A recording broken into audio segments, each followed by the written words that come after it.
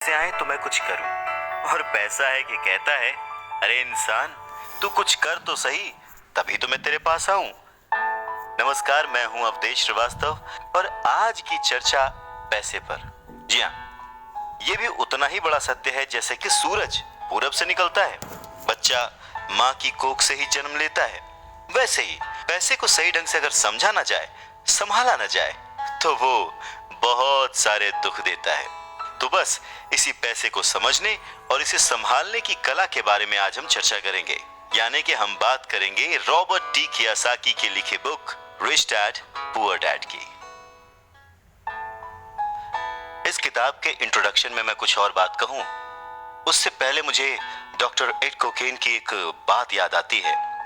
लिखते हैं कि रिच डैड पुअर डैड अमीरी का शॉर्टकट नहीं बताती, ये सिखाती है कि आप पैसे की समझ कैसे विकसित करें, किस तरह से अपने पैसे की जिम्मेदारी निभाएं और उसके बाद किस तरह से अमीर बने। तो चलिए शुरू करते हैं। दोस्तों, जब भी बात जिम्मेदारी की आती है तो नाम याद आता है उस शख्स का जिसने जिंदगी में कितनी भी ठोकरें खाई हो, कितना भी दुखी रहा हो, पर हमारे हिस्से के गम लिए और अपने हिस्से की खुशी हमें दे दी। पिता। जेब खाली हो फिर भी मैंने उन्हें मना करते नहीं देखा, जेब खाली हो फिर भी मैंने उन्हें मना करते नहीं देखा। अरे मैंने अपने पिता से ज्यादा अमीर इस दुनिया में कोई इंसान नहीं देखा। रॉबर्ट टी कियोसाकी ने उसी पिता को ध्यान में रखते हुए, उन्हें main character of the story बनाते हुए हमें लाइफ के, आज की जिंदगी के, आज की लाइफ के सबसे इंपॉर्टेंट लेसन को पढ़ाने की कोशिश की है, विच इज पैसा। जी हाँ, हम बचपन से लेकर जवानी तक सिर्फ मार्क्स के पीछे भागते रहते हैं। हमारा जो एजुकेशन का पैटर्न है, पढ़ाई का तरीका है, हम बचपन से सिर्फ यही सुनते आए हैं कि पढ़ो पढ़ो पढ़ो और पढ़ो, और एक लेवल तक पहुंचने के बाद, एक एज तक पहुंचने के बाद डिसाइड करो कि अब क्या करना है। रॉबर्ट टी कियोसाकी इसी बात को बहुत ही खूबसूरती से एड्रेस करते हैं कि हमें पैसे को एक सब्जेक्ट की तरह बचपन से ही क्लासेस में पढ़ाना चाहिए। अगर आज पढ़ाई का मतलब, जिंदगी में सफल होने का मतलब ज्यादा पैसे कमाने से है, तो क्यों ना उस पैसे को सही ढंग से मैनेज करने का गुण हमें बचपन से मिले। स्कूल्स 6 घंटे के, 8 घंटे के होते हैं, पर बाकी जो वक्त है वो घर पे बीतता है। तो कहीं ना कहीं स्कूल हो या घर हो, बच्चे को बचपन से ही पैसे की अहमियत, उसकी इंपॉर्टेंस, उसकी मैनेजमेंट के बारे में अगर पढ़ाया जाए तो इसमें कोई भी गलत बात नहीं है। मुझे लगता है कि ये बात कहीं ना कहीं मिसिंग थी। शायद कई सालों से ये जद्दोजहद है कि इसे शुरू किया जाए, इसे समझाया जाए। बहुत सारी फिल्में बनी हैं इस पर, लेकिन आज भी हम मार्क्स मार्क्स और मार्क्स के पीछे ही भागते हैं। अगर हमें पैसे को सही ढंग से मैनेज करने की कला आ जाए, अगर हमारी समझ डेवलप हो जाए, तो मुझे लगता है कि जो आजकल के बच्चे हैं वो बड़े जब होंगे तो वो खुश रहेंगे। इंसान को कंप्लीट करने के लिए उसका परिवार, उसके अपने, उसके दोस्त, उसका रहन सहन सब बहुत जरूरी होता है। ये तो नहीं कह सकते कि पैसा ही सब कुछ है, पर हाँ, सब कुछ पाने के लिए पैसा जरूरी है। काश काश कि मैंने ये बुक 20 साल पहले पढ़ी होती। ये लाइन अमेरिका के एक बहुत ही बड़े बिल्डर लैरिसन क्लार्क ने कही थी जब उन्होंने रिच डैड पुअर डैड पढ़ी थी। वक्त ऐसे ही बीत जाता है और हम काश में फंसे रह जाते हैं। ऐसी बहुत सारी चीजें हमें जब पता लगती हैं जिससे हमारी लाइफ बदल सकती थी, हमें कुछ सीखने को मिल सकता था, हमें तरक्की करने को मिल सकता था, पर वक्त बीत चुका होता है और बस रह जाता है तो ये एक काश, काश कि मैंने ये कर लिया होता। नमस्कार, मैं हूं अवधेश श्रीवास्तव और आज हम चर्चा कर रहे हैं रॉबर्ट टी कियोसाकी की लिखी book rich dad poor dad पर। इस किताब में कियोसाकी ने अपने 2 पिताओं का रेफरेंस लिया है, एक जो रिच डैड थे जिनके पास बहुत पैसा था और एक जो पुअर डैड थे। रॉबर्ट कियोसाकी अपने दोनों पिताओं को, दोनों डैड्स को बराबर का सम्मान देते थे और उनके जो दोनों पिता थे वो भी उन्हें उतना ही प्यार करते थे। बहुत सारे लोगों के सवाल हो सकते हैं कि एक ही वक्त पर एक इंसान के 2 पिता कैसे हो सकते हैं, या कोई और क्वेश्चन। मुझे लगता है कि हम अगर इस बात पे ध्यान दें कि रॉबर्ट कियोसाकी हमें समझाना क्या चाहते हैं, तो हमारे लिए फायदे की बात होगी। हो सकता है उन्होंने ऐसा मान लिया हो सकता है उन्होंने अपने मन को पुअर डैड और अपने दिमाग को रिच डैड माना हो, या ये हो सकता है कि एक डैड उनके रहे हों और दूसरे डैड उनके किसी दोस्त के, कुछ भी हो सकता है। इम्पोर्टेंट ये नहीं है कि ये जो डैड का रेफरेंस लिया उन्होंने, ये कहानी है या काल्पनिक है। असल बात ये है कि रॉबर्ट कियोसाकी हमें समझाना क्या चाहते हैं, हमें बताना क्या चाहते हैं। चलिए मान लेते हैं कि रॉबर्ट कियोसाकी के दो पिता थे और उनमें से एक बहुत अमीर थे, एक बहुत गरीब थे। तो रॉबर्ट कियोसाकी कहते हैं कि सोच जो है वो बहुत बड़ा रोल प्ले करती है, और इसी माध्यम से रॉबर्ट कियोसाकी कहते हैं कि हालांकि वो दोनों पिता उनके अपने थे, हालांकि वो दोनों पिता उनका उतने ही शिद्दत से, उतने ही मन से ख्याल रखते थे, उतना ही प्यार करते थे, अपनी जान निछावर करते थे और हमेशा उन्हें सिखाने की कोशिश करते थे, जिंदगी में आगे बढ़ाने की कोशिश करते थे। पर ऐसा क्यों था कि उनके एक पिता अमीर थे और एक पिता गरीब? सारा खेल सोच का है, सारा खेल नजरिए का है। नजरिया ही इंसान को तरक्की दिला सकता है और नजरिया ही इंसान के जीवन की नाव डुबा सकता है। तो ये हमारे ऊपर है कि हम किस रंग के चश्मे को पहनकर कैसा मौसम देखते हैं। किसी शायर ने क्या खूब कहा है कि जैसा दर्द हो वैसा मंजर होता है, अरे मौसम तो इंसान के अंदर होता है। और उसी अंदर के मौसम को हमेशा बनाए रखने, अपने आप को पॉजिटिव रखते हुए, अपना नजरिया सकारात्मक रखते हुए अगर हम आगे सोचें तो कुछ अच्छा तो जरूर होगा। बातें और भी हैं, सुनते रहिए।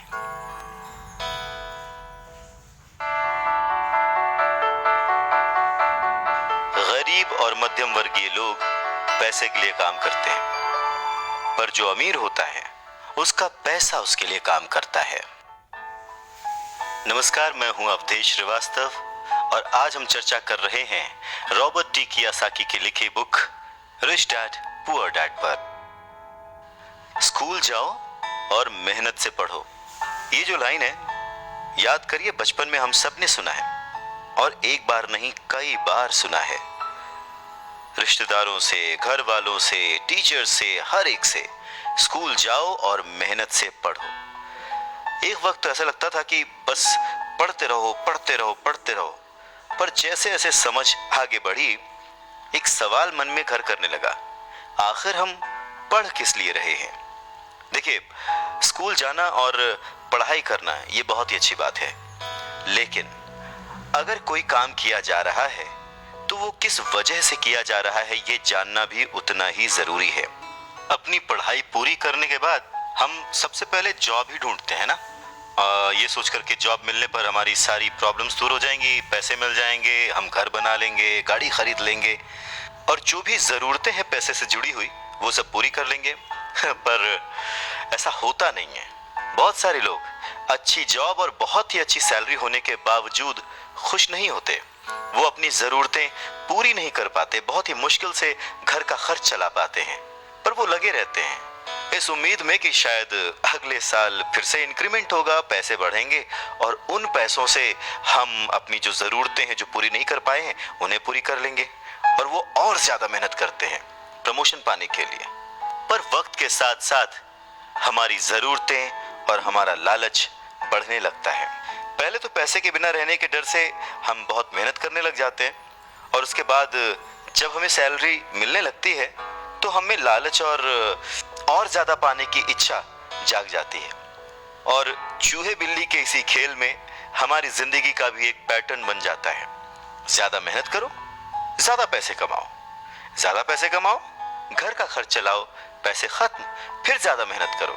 और ये जो विशेष सर्कल है ये चलता रहता है और इसी सर्कल में हम गोल गोल गोल गोल घूमते रहते हैं। अगर हमारे पास ज़्यादा पैसे आ भी जाएं तो भी हमें इस विशेष सर्कल में घूमने की आदत पड़ जाती है। हमें डर और लालच पर काबू पाना सीखना बहुत ज़रूरी है, क्योंकि अगर हम अमीर बन भी गए तो इन आदतों की वजह से हम हमेशा डर के साए में रहेंगे और अपनी ज़िंदगी को एंजॉय नहीं कर पाएंगे। पहले के ज़माने में शिक्षा एक जरिया थी लोगों की पर्सनैलिटी डेवलप करने का और आसपास के हर विषय में उन्हें जानकारी देने का। पर वक्त के साथ साथ पढ़ाई का लक्ष्य, उसका गोल बदल गया। पढ़ाई का मकसद रह गया बड़े होकर अपनी जीविका चलाना, ब्रेड एंड बटर कमाना। और इसमें कुछ गलत भी नहीं है।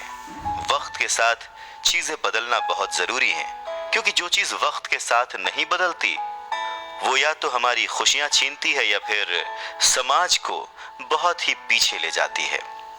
रॉबर्ट टी कियोसाकी ने इस बहुत ही अहम मुद्दे को यहाँ पर उठाया है अपने book rich dad poor dad में।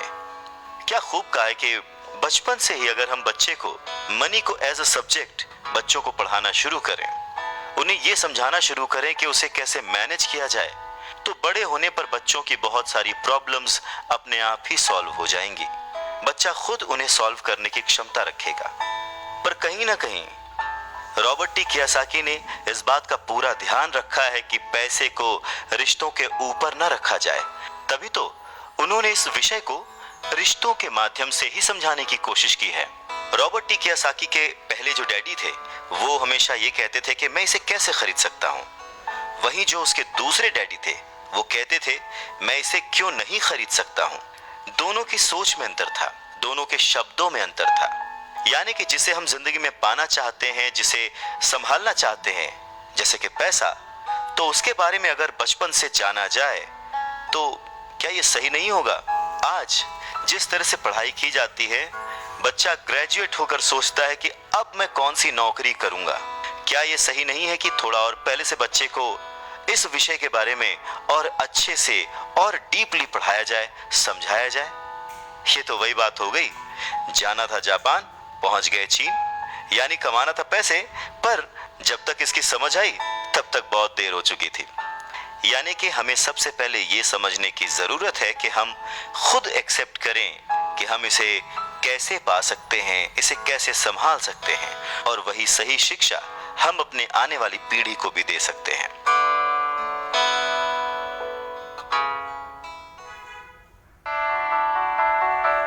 अगर दिल्ली जाना है तो टिकट भी दिल्ली का ही लेना पड़ेगा। नमस्कार, मैं हूं अवधेश श्रीवास्तव और हम बात कर रहे हैं रिच डैड पुअर डैड की, जिसे लिखा है रॉबर्ट टी कियोसाकी ने। ये कितना सच है ना कि अगर हमें किसी मंजिल की ओर बढ़ना है तो हमें उसी दिशा की ओर रास्ता तय करना पड़ेगा, सफर करना पड़ेगा, मुश्किलों से जूझना पड़ेगा, और तब कहीं जाकर उस मंजिल को हम पा सकते हैं। धन संबंधी जो शिक्षा है उसके बारे में भी कुछ ऐसा ही है। धन कमाना एक अलग बात है, पर उस धन को सही ढंग से संभालना एक अलग कला है। पैसा एक तरह की ताकत है, पर इससे भी बड़ी ताकत है उसे संभाल कर रखने की समझ। पैसा तो आता और जाता रहता है, पर अगर आप ये जानते हैं कि पैसा किस तरह से काम करता है तो आप ज्यादा ताकतवर हो जाते हैं और आप दौलत कमाना शुरू भी कर देते हैं। देखिए, केवल सकारात्मक सोच से ही समस्या हल नहीं होती है। हाँ, ये जरूर है कि सकारात्मक सोच आपको उस दिशा की ओर बढ़ने की हिम्मत देती है। देखिए ना, ज्यादातर लोग स्कूल में पढ़ते हैं और वहां पर वो कभी ये नहीं सीख पाते कि पैसा काम किस तरह से करता है। इसीलिए वो पैसे के लिए काम करने में अपनी पूरी जिंदगी बर्बाद कर देते हैं। रॉबर्ट टी कियोसाकी कहते हैं कि उनकी ये पैसे से जुड़ी हुई शिक्षा, वित्तीय शिक्षा, जब वो केवल 9 साल के थे तभी शुरू हो गई थी।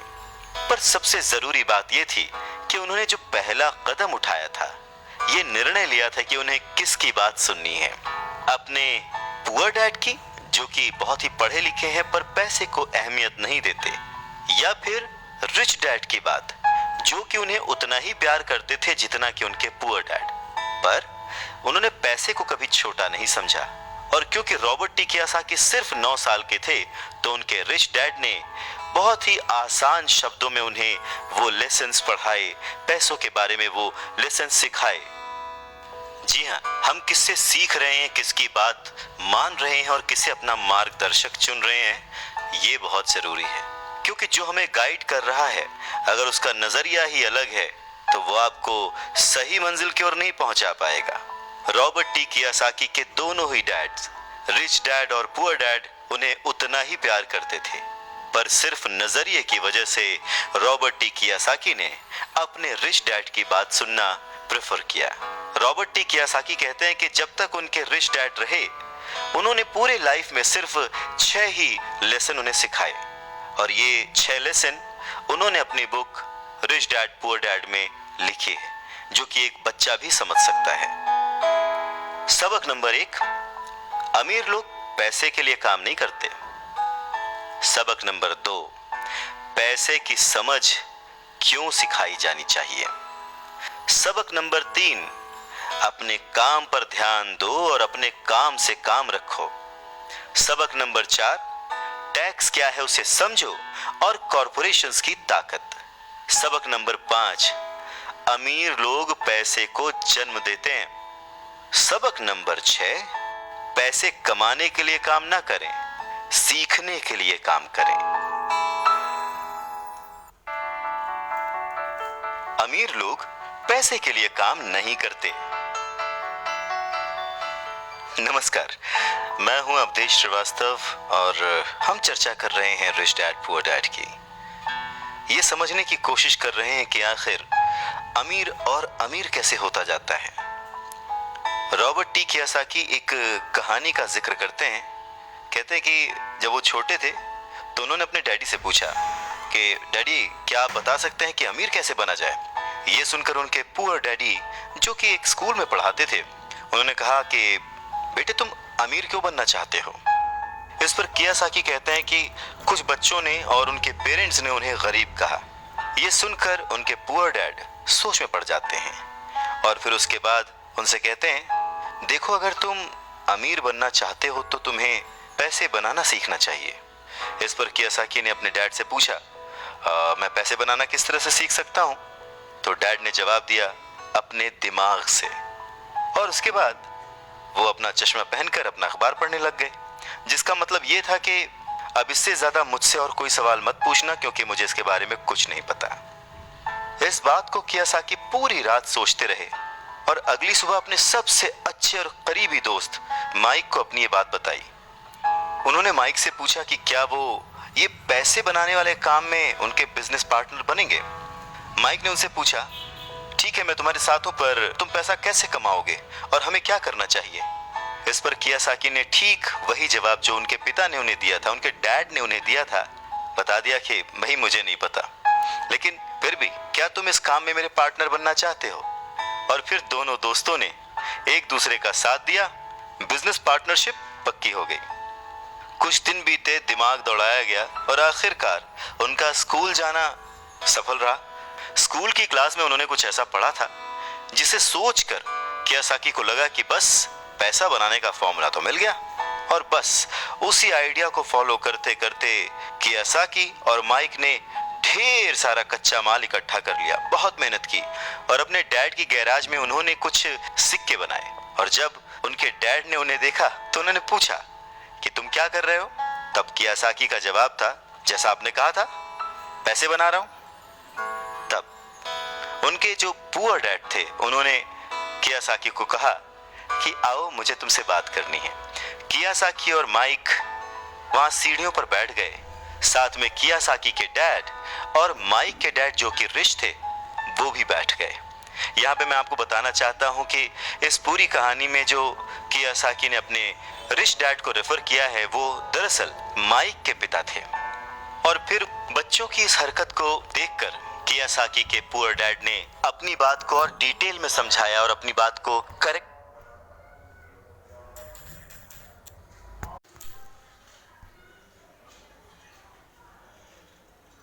किया। पहली बार उन्होंने बच्चों को बताया कि गैर कानूनी क्या होता है। बच्चों को लगा कि जो उन्होंने किया वो सही था, पर जब उन्होंने जाना कि ये अलाउड नहीं है, सिक्के छापना अलाउड नहीं है, उसके पीछे कई तरीके होते हैं, कानूनी, गैर कानूनी, ये सब बातें जब बच्चों ने समझी तो उनका मुंह उतर गया।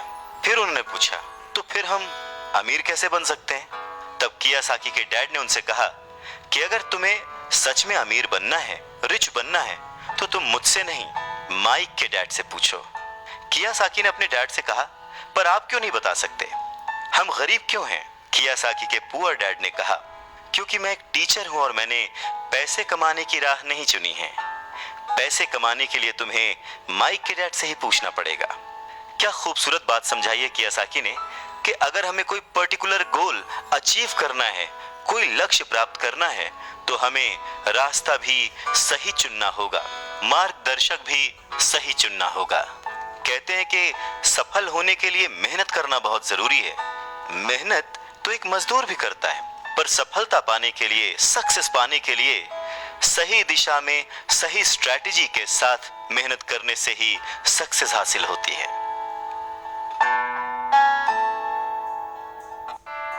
अमीर बनना है तो कम समय में डिसीजन लेना सीखो।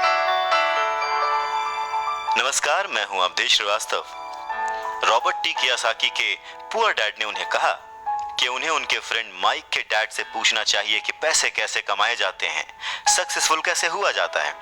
तो रॉबर्ट टी कियासाकी ने और उनके फ्रेंड माइक ने यह डिसाइड किया कि वो अपने रिच डैड से ये बात जरूर पूछेंगे कि अमीर कैसे बना जाए, पैसे कैसे बनाए जाए।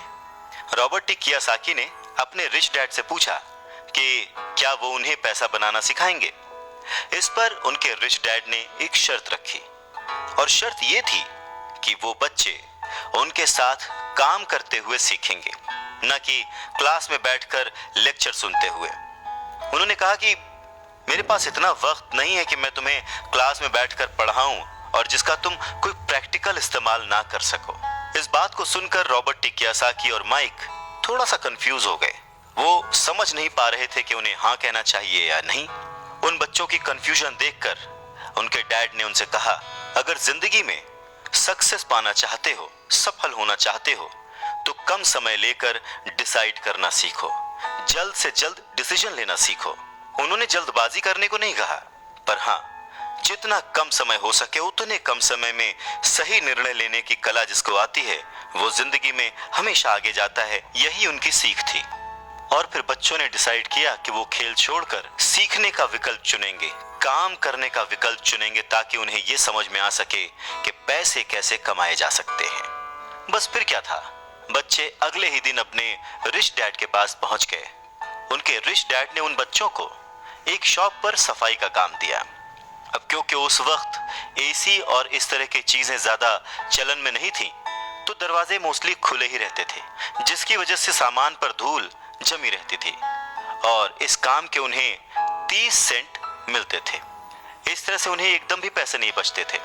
वो परेशान रहते थे और एक दिन उन्होंने माइक से कहा कि मैं अब काम नहीं करूंगा, या तो वो मेरी तनख्वाह बढ़ाएं या फिर मैं काम छोड़ रहा हूं। उसके बाद 9 साल के रॉबर्ट टी कियासाकी और उनका दोस्त माइक उनके रिच डैड से मिलने पहुंचे।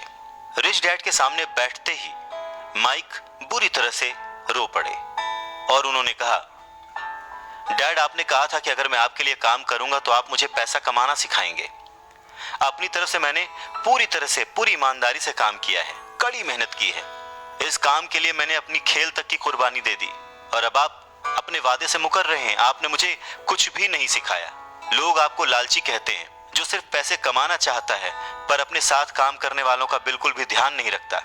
मैं एक छोटा सा बच्चा हूं और आपको मेरे साथ ऐसा बर्ताव नहीं करना चाहिए था। रॉबर्ट टी कियासाकी के डैड ने कहा, पर मैं तो तुम्हें काम सिखा रहा हूं। रॉबर्ट टी कियासाकी कहते हैं कि उस वक्त वो गुस्से में थे, तो उन्होंने पूछा, नहीं, आप मुझे कुछ नहीं सिखा रहे, बताइए आपने मुझे क्या सिखाया। कुछ भी नहीं। आपसे सीखने के लिए मैं बस चंद सिक्कों में काम करने के लिए तैयार हो गया और उसके बाद तो आपने मुझसे बात तक नहीं की। मैं आपकी शिकायत सरकार से करूंगा। हमारे देश में भी बाल श्रम कानून है, आप तो जानते ही हैं। मेरे पुअर डैड सरकार के लिए काम करते हैं। इस बात को सुनकर उनके रिच डैड ने कहा, शाबाश, अब तुम उन लोगों की तरह बोल रहे हो जो कभी मेरे लिए काम करते थे। या तो मैंने उन्हें नौकरी से निकाल दिया या फिर उन्होंने खुद ही नौकरी छोड़ दी। रही बात तुम्हें कुछ सिखाने की, कौन कहता है कि मैंने तुम्हें कुछ नहीं सिखाया। पिछले दिनों जितना तुमने काम किया, जरा सोच कर देखो, क्या सिखाने का मतलब केवल भाषण देना या बातचीत करना ही होता है? इस तरह से तो तुम्हें स्कूल्स में सिखाया जाता है, पर जिंदगी में कोई तुम्हें भाषण देकर या बातचीत करके नहीं सिखाएगा।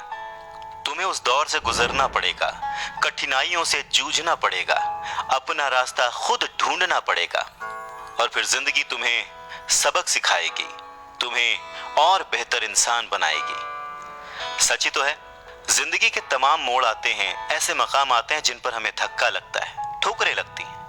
हम उस वक्त परेशान होते हैं कि हमारे साथ ऐसा क्यों हो रहा है, पर अगर ध्यान से देखा जाए तो जिंदगी उस झटके के जरिए हमें कह रही होती है कि जाग जाओ, मैं तुम्हें कुछ सिखाना चाहती हूँ। पर 9 साल के रॉबर्ट टी कियोसाकी को ये बड़ी बड़ी बातें समझ नहीं आई। तब उनके रिच डैड ने एक बार फिर से कहना शुरू किया, अगर जिंदगी तुम्हें कोई सबक सिखाए तो तुम्हें उससे सीखना चाहिए, क्योंकि अगर तुम उससे वो सबक नहीं सीखते तो पूरी जिंदगी, तुम्हारी ये जिंदगी लगातार तुम्हें धक्के देती रहेगी। अपनी जॉब में रहते हुए तुम अगर उसकी मुसीबतों से सबक लोगे, सीखोगे, तो तुम एक समझदार, अमीर और सुखी इंसान बन सकते हो। पर अगर तुम ये नहीं सीखते तो जिंदगी भर अपनी प्रॉब्लम्स के लिए अपनी नौकरी, कम सैलरी या फिर अपने बॉस को कोसते रहोगे और हमेशा उम्मीद करते रहोगे कि कोई और आए, तुम्हारी सैलरी बढ़ाए और तुम्हें सुख दे, जो कि पॉसिबल नहीं है। किसी दूसरे को बदलने से ज्यादा अच्छा और आसान है खुद को बदलना। नमस्कार, मैं हूं अवधेश श्रीवास्तव और हम चर्चा कर रहे हैं रिच डैड पुअर डैड की, जिसे लिखा है रॉबर्ट टी कियोसाकी ने। तो उनके रिच डैड ने उन्हें 10 सेंट हर घंटे की जॉब पर रखा। 10 सेंट बहुत ही कम होते हैं। रॉबर्ट टी कियोसाकी ने वो जॉब छोड़ दी और अपने रिच डैड के पास गए और गुस्से में उनसे कहा कि मैं इतने कम पैसे पे काम नहीं कर सकता। ये बात सुनकर उनके रिच डैड ने कहा, मुझे खुशी है कि तुम 10 सेंट पर काम करने के लिए असंतुष्ट हो। अगर तुम गुस्सा होकर मेरे पास नहीं आते तो मैं कभी भी तुम्हें पैसा बनाने की कला नहीं सिखाता। इस बात से यह साबित होता है कि तुम पैसा कमाना सीखना चाहते हो। रॉबर्ट टी कियोसाकी अपने डैड की बात बहुत ध्यान से सुन रहे थे।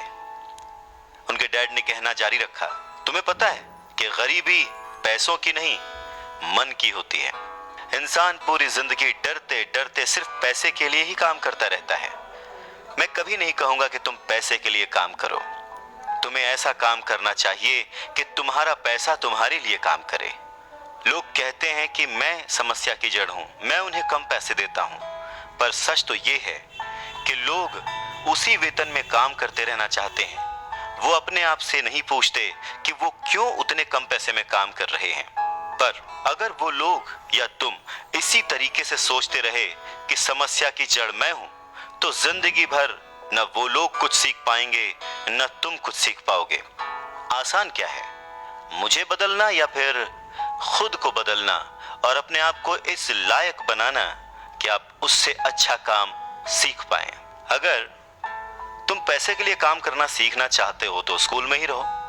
यह सीखने के लिए उससे बढ़िया जगह कोई और है नहीं। परंतु अगर तुम ये सीखना चाहते हो कि पैसा तुम्हारे लिए किस तरह से काम करे, तो मैं तुम्हारा रिच डैड तुम्हें यह सिखा सकता हूं। पर यह तभी संभव होगा, तभी पॉसिबल होगा जब ये तुम खुद सीखना चाहो। तो तुम सीखने के लिए तैयार हो? रॉबर्ट टी कियोसाकी ने हाँ में सर हिलाया और फिर रिच डैड ने कहना शुरू किया, देखो बच्चे, जैसे मैंने कहा, सीखने के लिए बहुत कुछ है। पैसे से अपने लिए काम कैसे करवाया जाए, ये जिंदगी भर चलने वाली पढ़ाई है। मैं पहले से ही जानता हूं कि मेरी धन संबंधी पढ़ाई जीवन भर चलेगी और इसकी वजह यह है कि मैं जितना ज्यादा जान लेता हूं, उससे भी ज्यादा जानने की मेरी इच्छा बढ़ती चली जाती है। बहुत ही कम लोगों को इस बात का एहसास होता है कि असली समस्या पैसे की नहीं है। असली समस्या, असली प्रॉब्लम नॉलेज की है, सोच की है। तो क्या तुम्हारे अंदर सीखने की उतनी ही इच्छा है जितना पहले थी? इस पर रॉबर्ट टी कियोसाकी ने कहा, हाँ बिल्कुल, मैं दूसरे लोगों की तरह थोड़े हूं, मैं सीखना चाहता हूं। तब रिच डैड ने कहना शुरू किया, ठीक है, तो कल से तुम फिर वापस काम पर जाओ, पर इस बार मैं तुम्हें कोई तनख्वाह नहीं दूंगा। तुम्हारी तनख्वाह बंद। तुम हर शनिवार 3 घंटे उसी तरह काम करोगे, लेकिन इस बार तुम्हें 10 सेंट प्रति घंटे के हिसाब से सैलरी नहीं मिलेगी। तुमने तो कहा है कि तुम पैसे के लिए काम करना नहीं सीखना चाहते, इसलिए मैं तुम्हें बदले में कुछ भी नहीं दूंगा। अपने रिच डैड की बात सुनकर रॉबर्ट टी कियोसाकी बहुत ही कंफ्यूज हो गए। उन्हें समझ ही नहीं आया कि वो आखिर क्या करें। और अगले 3 हफ्ते तक रॉबर्ट टी कियोसाकी अपने दोस्त माइक के साथ हर शनिवार को मुफ्त में काम करते रहे। काम बहुत परेशानी वाला नहीं था और समय गुजरने के साथ साथ ये आसान भी होता गया। पर उन्हें अफसोस था तो अपने छूटे हुए बेसबॉल गेम्स और कॉमिक्स का, क्योंकि वो अब उसका मजा नहीं ले सकते थे और साथ ही उन्हें कुछ पैसे भी नहीं मिल रहे थे। तीसरे हफ्ते दोपहर में रॉबर्ट टी कियोसाकी के रिच डैड उनकी शॉप पर आए जहां पर वो बच्चे काम करते थे और उन्हें कहा कि क्या तुम जिंदगी भर जो मेरे बाकी एम्प्लॉयज हैं उनकी तरह ही काम करना चाहते हो, डरते रहना चाहते हो? मुझे लगता है कि मुझे तुम्हारी सैलरी बढ़ा देनी चाहिए, 25 सेंट्स पर आवर। ये सुनकर वो दोनों मन ही मन खुश हो गए, पर उन्होंने सामने कुछ नहीं कहा, वो चुप रहे। रिच डैड ने थोड़ी देर देखा और कहा कि चलो अच्छा, तुम इतने पे खुश नहीं हो, मैं तुम्हारी सैलरी $1 पर आवर कर देता हूँ। $1 पर आवर उस समय के हिसाब से कह सकते हैं कि देश का सबसे अमीर बच्चा भी जो होगा वो भी नहीं कमाता होगा। वो थोड़ी देर चुप रहे और फिर उन्होंने कहा कि अच्छा चलो ठीक है, मैं तुम्हारी सैलरी $5 पर आवर कर देता हूँ। ये सैलरी सुनकर उनका मन बार बार कह रहा था कि मान लो, इससे क्या नहीं खरीदा जा सकता, ढेर सारी कॉमिक्स, ढेर सारी साइकिल्स वगैरह वगैरह। पर वो चुप रहे। उन बच्चों को चुप देख उनके रिच डैड ने कहा, मुझे अच्छा लगा कि तुम लोगों ने लालच नहीं किया, जल्दबाजी नहीं दिखाई, और मैं ये देख सकता हूँ कि तुम अगर इसी तरह मन लगाकर सीखते रहे तो फ्यूचर में पैसे से जुड़ी किसी भी बात के लिए तुम जल्दबाजी में डिसीजन नहीं लोगे।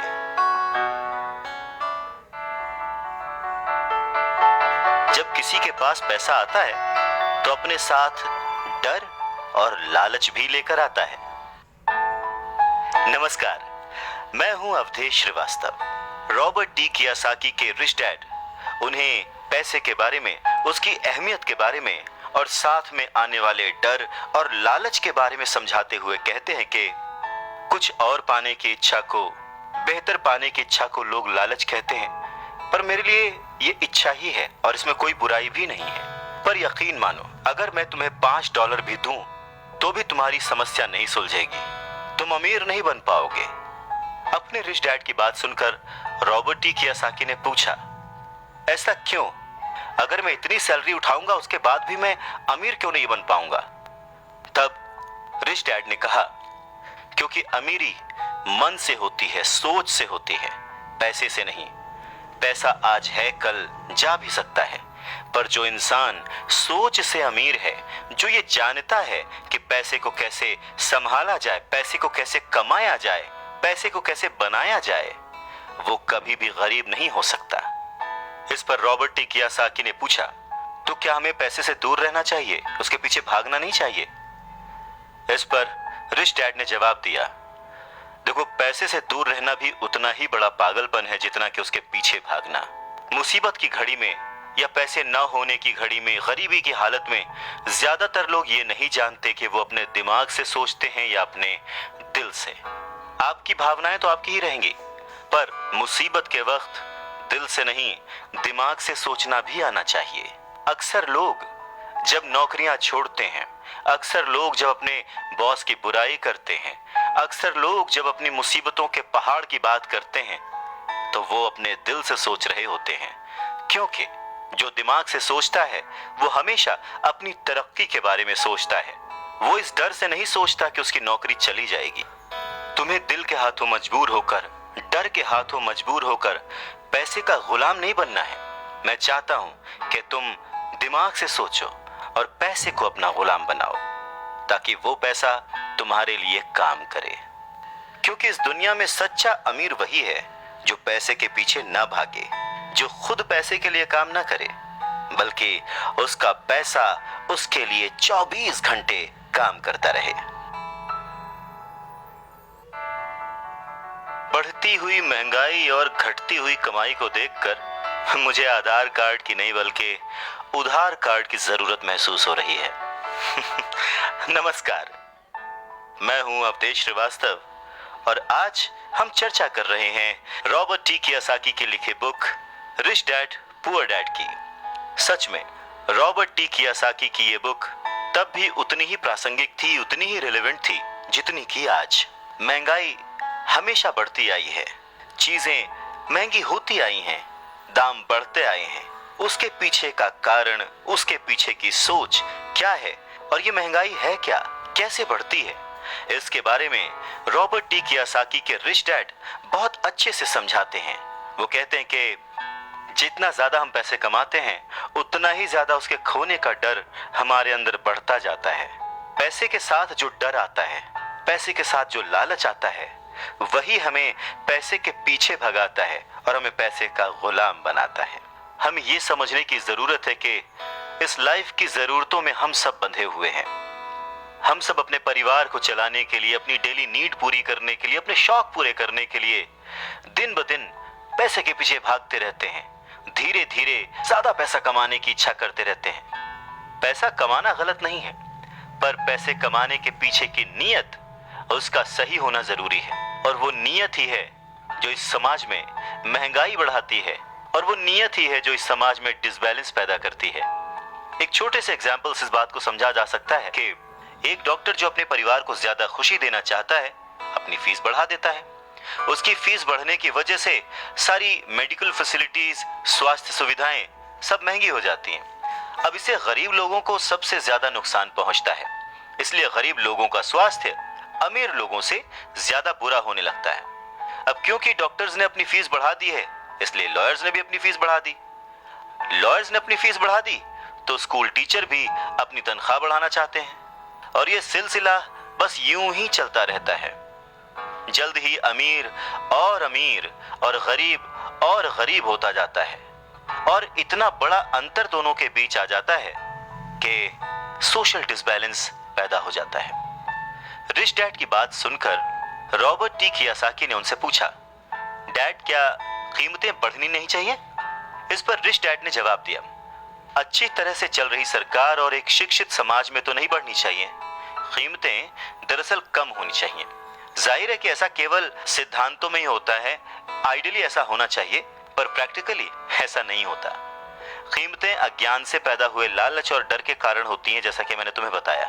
अगर स्कूल्स में मनी के बारे में, पैसों के बारे में सिखाया जाता तो लोगों के पास ज्यादा पैसा होता और बाजार की कीमतें भी कम होती। ये सब कुछ इंटर रिलेटेड है, एक दूसरे से जुड़ा हुआ। पर हमारी सोसाइटी में सिर्फ पैसे के लिए काम करना सिखाया जाता है, पैसे की ताकत का इस्तेमाल करना नहीं सिखाया जाता। और इसीलिए मैं हमेशा कहता हूं कि पैसे से जुड़े ऐसे किसी भी मुद्दे पर दिमाग से सोचने की जरूरत है। इसके आगे रॉबर्ट टी कियोसाकी अपने डैड से पूछते हैं, डैड बहुत देर से आप कह रहे हैं कि दिल से मत सोचो, दिमाग से सोचो, आखिर दिल से सोचने और दिमाग से सोचने में फर्क क्या है? इस पर रिच डैड उन्हें समझाते हैं, देखो मैं ये बात अक्सर सुनता हूँ कि हर आदमी को काम करना पड़ता है, या फिर अमीर लोग दूसरों के पैसे मार लेते हैं, मेरी सैलरी बढ़नी चाहिए, मैं इस काम से खुश नहीं हूँ, मैं दूसरी जगह जॉब ढूंढ लूंगा, वगैरह वगैरह। पर अगर हम ध्यान से देखें तो ये सारी बातें भावनाओं में बहकर कही गई हैं, ये सारी बातें इमोशनल होकर कही गई हैं, और अक्सर भावनाओं में बहकर हम जो भी डिसीजन लेते हैं वो सिर्फ हमें नुकसान पहुंचाता है। तो बात को समझो, जब भी कोई डिसीजन लो दिमाग से लो, जल्दबाजी मत करो, हाँ पर जल्दी करो।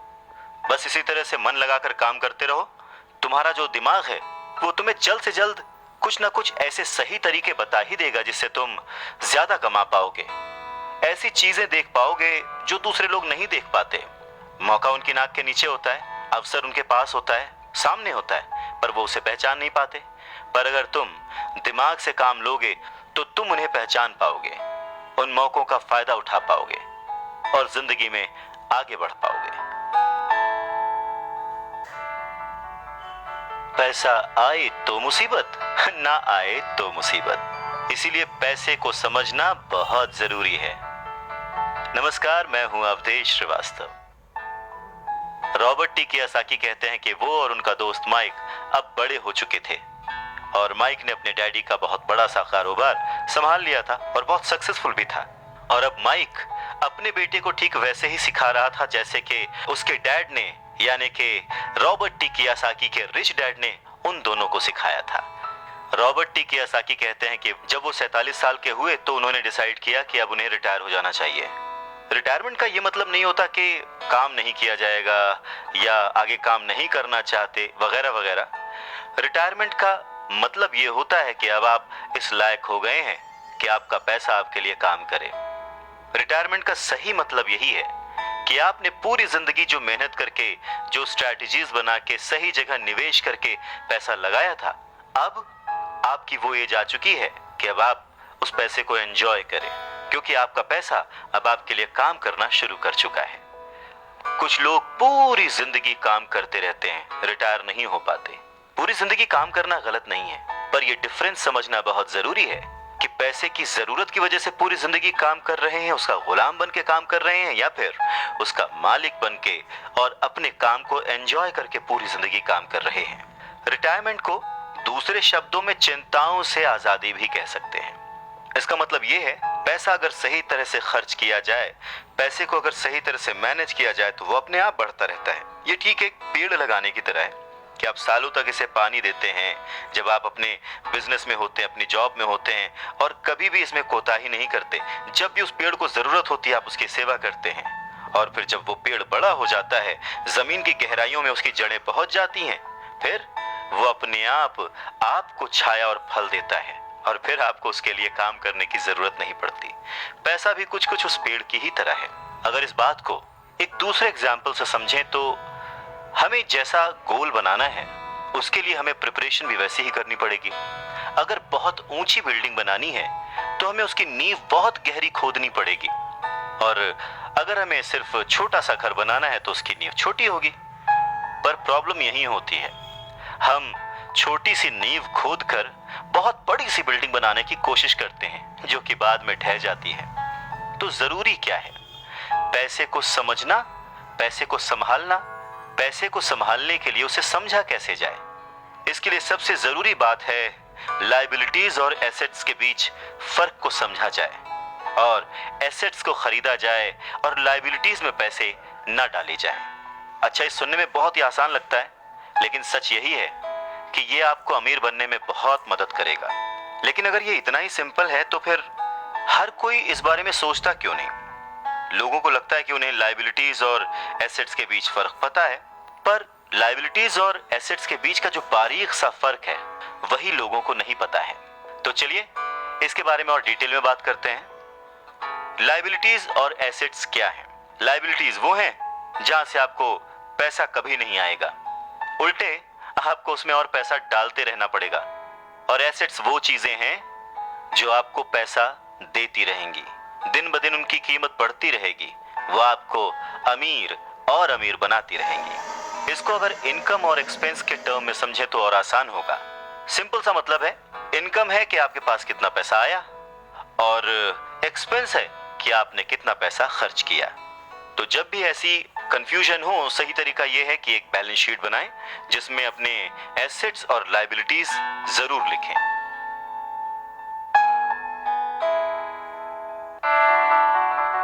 एक रुपया मांगता था, 2 रुपए थमा देते थे।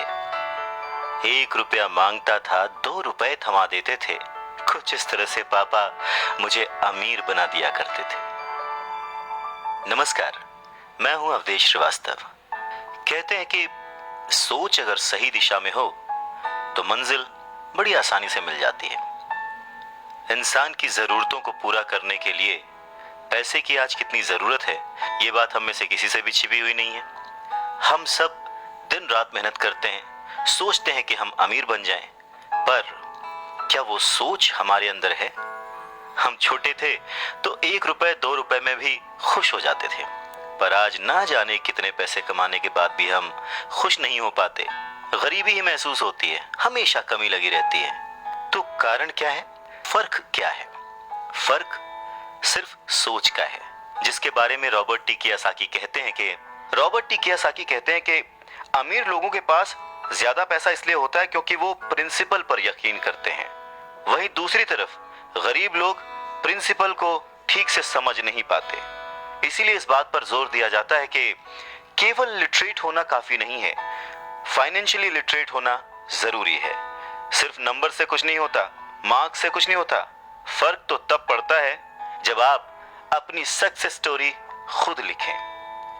अधिकतर फैमिलीज में देखा गया है कि जो मेहनती होता है उसके पास पैसा भी ज्यादा होता है, मगर उसका फायदा क्या जब सारा पैसा लाइबिलिटीज में खर्च हो जाए। वैसे ये बहुत ही इंटरेस्टिंग एक्सरसाइज है, करके देखनी चाहिए। लाइबिलिटीज वर्सेस एसेट्स, ये चार्ट बनाकर जब आप देखेंगे तो पाएंगे कि आपका खर्च करने का पैटर्न कैसा है, तरीका सही है या गलत। और तब आप ये भी नोटिस कर पाएंगे कि आपका ज्यादा खर्च किस तरफ हो रहा है, लाइबिलिटीज की तरफ या एसेट्स की तरफ, और आपको अपने खर्च पर कितना कंट्रोल करने की जरूरत है। तो इस पूरी बात को अगर आसान शब्दों में समझा जाए तो वो ये कि अपना पैसा कैसे खर्चें, बस यही मुद्दे की बात है और कुछ नहीं। अच्छा, एक और जरूरी बात है, पुराने समय में अगर देखा जाए तो लोगों के गोल होते थे, हम डॉक्टर बनेंगे, लॉयर बनेंगे, ये सारे प्रोफेशंस हैं, पर इनका अमीरी से कोई कनेक्शन नहीं है। पर सोच यही थी कि हम डॉक्टर बनेंगे तो बहुत पैसा कमाएंगे, लॉयर बनेंगे तो बहुत पैसा कमाएंगे, बैरिस्टर बनेंगे तो बहुत पैसा कमाएंगे। इस सोच की जड़ ही गलत है। पुराने जमाने के कई लोग आज डॉक्टर, इंजीनियर या जो कुछ भी वो बनना चाहते थे बन चुके हैं, पर आज भी वो पैसे के लिए स्ट्रगल कर रहे हैं। क्यों? क्योंकि वो उनकी नींव ही अलग थी। आज दौर बदल चुका है, बच्चे एथलीट बनना चाहते हैं, स्पोर्ट्स पर्सन बनना चाहते हैं, स्टार बनना चाहते हैं, क्योंकि उन्हें पता है कि सिर्फ अच्छी पढ़ाई और अच्छे ग्रेड्स के भरोसे बैठकर वो अपने करियर में सक्सेस नहीं पा सकते। आज वक्त बदल चुका है। आज के ज़माने में सभी वर्किंग हैं, हस्बैंड वाइफ वर्किंग हैं, दोनों कमाते हैं और सोचते हैं कि हम दोनों मिलकर ज़्यादा पैसे कमाएंगे और हम ज़्यादा अमीर हो जाएंगे। और सबका ध्यान सिर्फ अपने अपने करियर पे ही होता है। कमाई बढ़ने लगती है, पर जाहिर है कि उसी के साथ साथ खर्चे भी बढ़ने लगते हैं।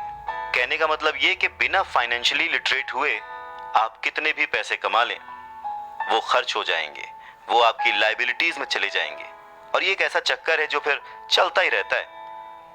और उसके बाद सभी ये सोचते हैं कि इस मुसीबत से बाहर कैसे निकला जाए। दरअसल लोगों को लगता है कि ज्यादा पैसे कमाने से आदमी अमीर हो जाता है, पर रॉबर्ट टी कियोसाकी कहते हैं कि अमीरी एक सोच है। अमीरी अपने पैसे को सही जगह खर्च करने की समझ है। अमीरी पैसे के पीछे ना भागने की सोच है।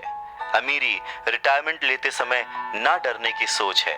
अमीरी तब है जब आपका पैसा आपके लिए काम करे। तो आप जब भी खर्च करें हमेशा ये ध्यान रखें कि पैसा आपको अमीर नहीं बनाता। उसे सही जगह पे इन्वेस्ट करना, उसे सही से संभाल कर रखना, या कई बार उसे गलत जगह पर खर्च ना करना भी आपको अमीर ही बनाता है। कहने का मतलब ये कि अमीरी क्या है? अमीरी वो नहीं कि आप कितना पैसा कमा पाते हैं, अमीरी तो वो है कि आप कितना पैसा बचा पाते हैं। आप ठहर जाएंगे तो चलेगा, आपकी सोच नहीं ठहरनी चाहिए, क्योंकि अगर सोच ठहर गई तो जिंदगी बिना किसी सोच के गुजर जाएगी। नमस्कार, मैं हूं अवधेश श्रीवास्तव और आपसे बातें कर रहा हूं रिच डैड पुअर डैड की, जिसे लिखा है रॉबर्ट टी कियोसाकी ने। बात सन 1947 की है। दुनिया की सबसे बड़ी फूड चेन मैकडॉनल्ड के फाउंडर रे क्रॉक ने एक एमबीए क्लास में स्पीच दी। बहुत ही शानदार स्पीच, लोगों ने बहुत तालियां बजाईं, खुश हुए। स्पीच के बाद एमबीए के स्टूडेंट्स ने उनके साथ वक्त बिताना चाहा, उनसे रिक्वेस्ट की कि सर थोड़ा टाइम हमारे लिए स्पेयर कर लें। बातों बातों में रे क्रॉक ने अचानक एक सवाल किया, क्या आप लोग जानते हैं कि मैं किस बिजनेस में हूं? अब क्योंकि वो मैकडी को रिप्रेजेंट कर रहे थे तो सभी जानते थे कि भाई आप हैमबर्गर बेचते हैं, फूड बिजनेस में हैं, तो बच्चों ने वही जवाब दिया। इस बात पर रे हंसने लगे। उनका असली बिजनेस तो रियल एस्टेट का है, क्योंकि मैकडी के लिए हर लोकेशन का चुनाव बहुत ही सोच समझकर और रेकी करके किया जाता है। जहां उनकी फ्रेंचाइजी बनाई जाती है वो जमीन भी साथ ही बेची जाती थी। तो इसका सीधा मतलब यह था कि फ्रेंचाइजी खरीदने वाले उस वक्त वो जमीन भी खरीदते थे। तो इस तरह से ये एक रियल एस्टेट बिजनेस भी हो गया। और ठीक यही सबक रॉबर्ट टी कियोसाकी के रिच डैड ने उन्हें सिखाया कि अक्सर लोग खुद के लिए छोड़कर बाकी सब के लिए काम करते हैं। वो टैक्स पे करके गवर्नमेंट के लिए काम करते हैं, उस कंपनी के लिए काम करते हैं जहां वो नौकरी करते हैं, बैंक का मॉर्गेज देकर उसके लिए काम करते हैं। और ये सब इसलिए क्योंकि हमारा एजुकेशन सिस्टम ही ऐसा है। स्कूल हमें एम्प्लॉय बनना सिखाता है, एम्प्लॉयर नहीं। जो आप पढ़ते हैं बस वही आप बनते हैं, इसलिए हमेशा सही पढ़ें। अगर आपने साइंस पढ़ी तो डॉक्टर बनेंगे, मैथमेटिक्स पढ़ी तो इंजीनियर बनेंगे, मतलब आपने जो पढ़ा वही आप बने। अब मुसीबत यह है कि इससे छात्रों का कोई भला नहीं हो पाता, क्योंकि वो नौकरी और बिजनेस के बीच के फर्क में उलझ कर रह जाते हैं। जब कोई पूछता है कि आपका बिजनेस क्या है, तो आपको ये नहीं बोलना चाहिए कि मैं तो एक डॉक्टर हूं या एक बैंकर हूं, क्योंकि वो आपका प्रोफेशन है, बिजनेस नहीं। वो प्रोफेशन है जिससे आप लोगों की सेवा करते हैं, वो प्रोफेशन है जिससे आप अपना घर चलाते हैं। अमीर बनने के लिए प्रोफेशन नहीं, बिजनेस की जरूरत है। कहने का मतलब है कि आप जो कुछ भी करते हैं उसे अपना बिजनेस बनाइए, नौकरी नहीं। अपनी सारी उम्र दूसरों के लिए काम करके उन्हें अमीर करने में बर्बाद ना करें, बल्कि खुद की जिंदगी को खुशहाल करने के लिए खुद काम करें। बहुत से लोगों को इस बात का एहसास बहुत देर में होता है कि जो उनका हाउस लोन है उनकी जान ले रहा है, और फिर उन्हें लगता है कि जिसे वो एसेट मानते थे वो दरअसल उनकी लायबिलिटी बन गया। जैसे उन्होंने कार ली तो उससे जुड़े तमाम खर्चे उनकी लायबिलिटीज बन गए। उन्हें पूरा करने के लिए नौकरी जरूरी है, और अगर कभी वो सेफ जॉब उनके हाथों से निकल गई तो फिर उनकी मुसीबतें शुरू। इसीलिए हमें अपने सेविंग्स पर, अपनी बचत पर, अपने एसेट्स पर इतना ज्यादा ध्यान देना चाहिए। हम कितना कमा रहे हैं उससे ज्यादा हम कितना सेव कर रहे हैं उस पर ध्यान देना चाहिए। और फाइनेंशियली सिक्योर होने का यही एक सिंपल तरीका है। आप कितने अमीर हैं ये जानने का सही तरीका नेटवर्थ इसलिए नहीं है क्योंकि जब भी आप अपने एसेट्स बेचते हैं तो उन पर भी टैक्स लगता है। आपको उतना पैसा नहीं मिलता जितना कि आप सोचते हैं। तो आपकी बैलेंस शीट के हिसाब से आपको जितना भी पैसा मिलेगा उस पर भी आपको टैक्स देना पड़ेगा। अब इसका मतलब क्या हुआ कि क्या सब कुछ छोड़ दें, जो कर रहे हैं वो सब छोड़ दें, नौकरी ना करें? नहीं, रॉबर्ट टी कियोसाकी ये बिल्कुल नहीं कहते कि जो कुछ आप कर रहे हैं उसे छोड़ दें, जो नौकरी कर रहे हैं उसे छोड़ दें। अपनी नौकरी करते रहिए, पर साथ ही एसेट्स भी जमा करते रहिए। और एसेट्स से उनका मतलब है सही और असली मायने में एसेट्स। वो ये नहीं कहते कि आप कोई कार खरीद लीजिए, क्योंकि कार एसेट नहीं है, क्योंकि जैसे ही आप उसे सड़क पर उतारेंगे उसका रेट घट जाएगा, उसकी कीमत घट जाएगी। जितना हो सके खर्चे में कटौती करिए और लायबिलिटीज को घटाइए।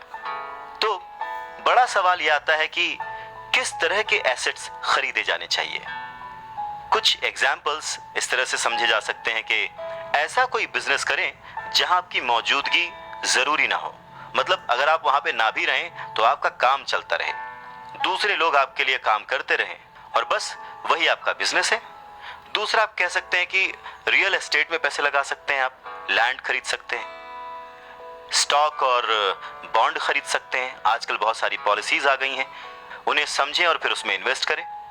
जब एसेट्स खरीदें तो अपनी पसंद की चीजों पर पैसा लगाएं, क्योंकि आपका मन होगा तभी आप उसमें ध्यान दे पाएंगे। अगर उसमें आपकी रुचि नहीं होगी ना तो आप उसे बेहतर समझ नहीं पाएंगे। रॉबर्ट टी कियोसाकी को रियल एस्टेट और स्टॉक्स में रुचि थी, खासकर छोटी कंपनियों में इन्वेस्ट करने की। तो उन्होंने अपने रिच डैड की सलाह पर अपनी नौकरी कभी नहीं छोड़ी। वो जॉब करते रहे, साथ ही अपने एसेट कॉलम को बड़ा और मजबूत बनाते रहे। उन्होंने अपना कमाया हुआ एक एक पैसा बेकार खर्च नहीं किया, उसे सेव किया। वो हमेशा ये मानकर चलते रहे कि इस पैसे की उन्हें जरूरत नहीं है, वो उसके मालिक हैं, गुलाम नहीं है। अगर आपको लगता है कि आप लग्जूरियस लाइफ जीना चाहते हैं, लग्जरी खरीदना चाहते हैं, शौक से खरीदिए, कोई बड़ी बात नहीं है। पर जैसे ही आपको ये विचार आए, ये भी जरूर सोचिए कि अमीर और गरीब में बस यही फर्क है। जहां पर मिडिल क्लास आदमी या गरीब आदमी पैसा आते ही पहले लग्जरी में खर्च करता है, वहीं अमीर आदमी उसे सबसे बाद में खरीदता है।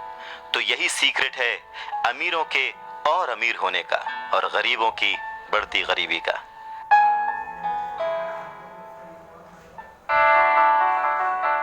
संपत्ति वो है जो हमें पैसे कमा के देती है, और जिम्मेदारी, दायित्व वो है जो हमसे पैसे खर्च करवाता है। नमस्कार, मैं हूं अवधेश श्रीवास्तव, बातें रिच डैड पुअर डैड से। रॉबर्ट टी कियोसाकी कहते हैं कि उनके रिच डैड हमेशा चीजों को सिंपल तरीके से समझने और समझाने में विश्वास रखते थे। उन्होंने बच्चों से कहा कि अकाउंटिंग में अंक यानी नंबर इंपॉर्टेंट नहीं है। इंपॉर्टेंट तो वो बात है जो वो नंबर्स, वो अंक बता रहे हैं। ये ठीक लेटर्स की तरह है या शब्दों की तरह है। जैसे शब्द या वर्ड्स इंपॉर्टेंट नहीं होते, इंपॉर्टेंट वो बात होती है जो वो शब्द कह रहे हैं, जो वो शब्द बताना चाहते हैं। कई लोग पढ़ते हैं परंतु बहुत ज्यादा समझ नहीं पाते। अब ये रीडिंग की एक प्रॉब्लम हो सकती है। जैसे एक छोटा सा एग्जांपल लें कि अगर आपके घर में कभी मोबाइल आया हो या वीसीआर आया हो और उसके साथ एक इंस्ट्रक्शन बुक भी आती है, कभी आपने उस इंस्ट्रक्शन बुक को पढ़ा है? मैं ये गारंटी दे सकता हूँ कि बहुत सारे लोगों को उसे पढ़ने के बाद भी कुछ समझ नहीं आएगा और ऐसा लगेगा कि वो दुनिया का सबसे मुश्किल काम है। ठीक वैसे ही अंकों के साथ है। अगर आप अमीर बनना चाहते हैं तो आपको अंकों को पढ़ना और उन्हें समझना आना चाहिए। रॉबर्ट टी कियोसाकी कहते हैं कि अपने रिच डैड से ये बात उन्होंने हजारों बार सुनी थी और ये भी सुना कि अमीर लोग संपत्ति इकट्ठा करते हैं जबकि गरीब और मध्य वर्गीय यानी मिडिल क्लास लोग दायित्व इकट्ठा करते हैं। तो सवाल ये आता है कि जब कोई नौकरी कर रहा है, अच्छी सैलरी उठा रहा है, फिर भी उसके पास पैसे की तंगी क्यों होती है? रॉबर्ट टी कियोसाकी के रिच डैड कहते हैं कि पैसे की तंगी की असली वजह होती है कि लोग संपत्ति और दायित्व के बीच अंतर नहीं कर पाते। तो वास्तव में अगर आपको अमीर बनना है तो आपको सिर्फ इतना ही जानने की जरूरत है और आप जिंदगी भर संपत्ति खरीदते रहिए। बस इनके बीच के फर्क को न जानने के कारण बहुत सारे लोग जिंदगी भर पैसे की कमी से परेशान रहते हैं। पैसों के लिए आदमी इसलिए परेशान होता रहता है क्योंकि वो ना तो शब्दों को समझ पाता है ना ही अंकों को। जिन लोगों के सामने पैसे की मुश्किलें आ रही हैं, उन्हें ये समझ लेना चाहिए कि शब्दों या अंकों में ऐसा कुछ है जिसे वो पढ़ नहीं पा रहे हैं। कोई चीज ठीक से उनकी समझ में नहीं आ रही है। अमीर लोग इसीलिए अमीर होते जाते हैं क्योंकि इस मामले में वो पैसे की तंगी से परेशान लोगों से ज्यादा समझदार होते हैं। तो अगर आप भी अमीर बनना चाहते हैं और अपनी दौलत को बनाए रखना चाहते हैं तो पैसे की साक्षरता और समझदारी बहुत जरूरी है, शब्दों में भी और अंकों में भी।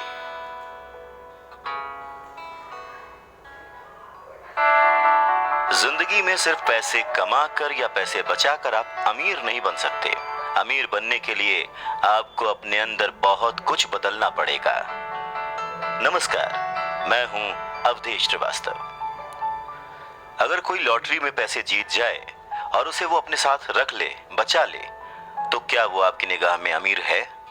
नहीं, क्योंकि वो पैसा आज नहीं तो कल उसके साथ नहीं रहेगा।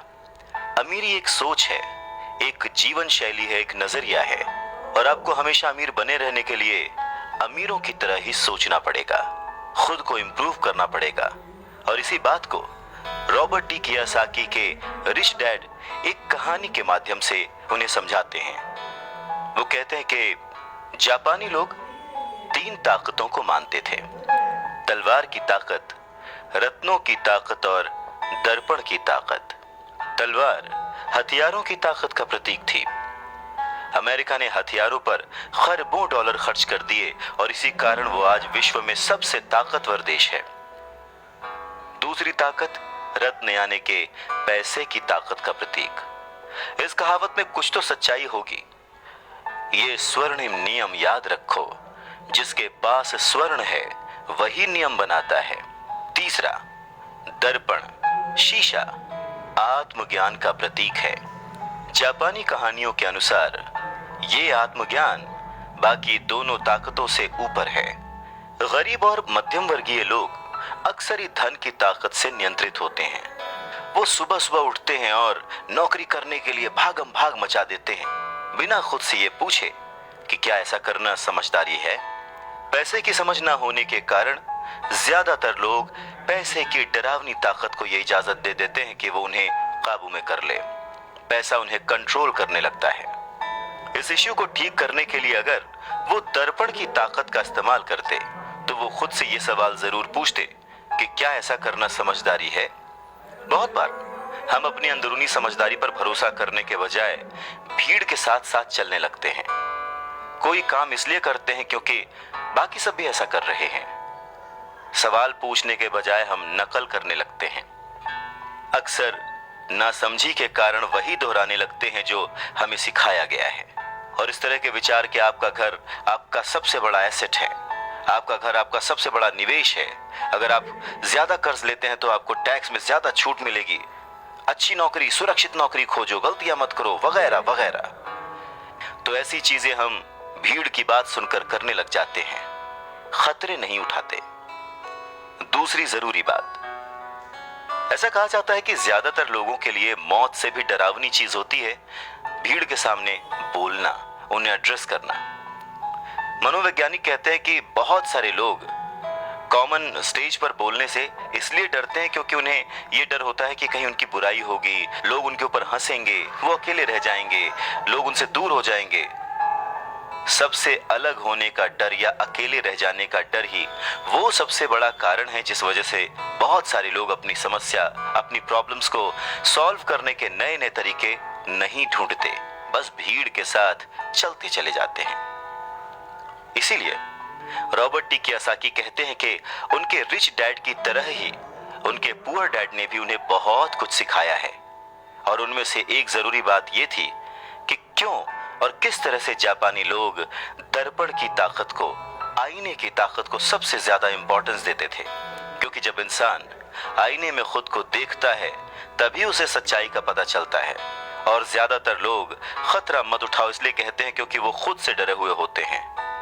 ये किसी भी चीज के बारे में कहा जा सकता है, जैसे खेल में, रिलेशनशिप्स में, करियर में, पैसों में, वगैरह वगैरह। और सबसे इंपॉर्टेंट बात यह कि आईने में देखकर आप खुद से झूठ बोल सकते हैं क्या? रॉबर्ट टी कियोसाकी इस बात का जिक्र यहां इसलिए करते हैं क्योंकि भीड़ के साथ चलने में और पड़ोसियों की नकल करने में, उनके ऐशो आराम की नकल करने में बहुत सारी दिक्कतें आती हैं। पैसों की समस्या पैदा हो जाती है।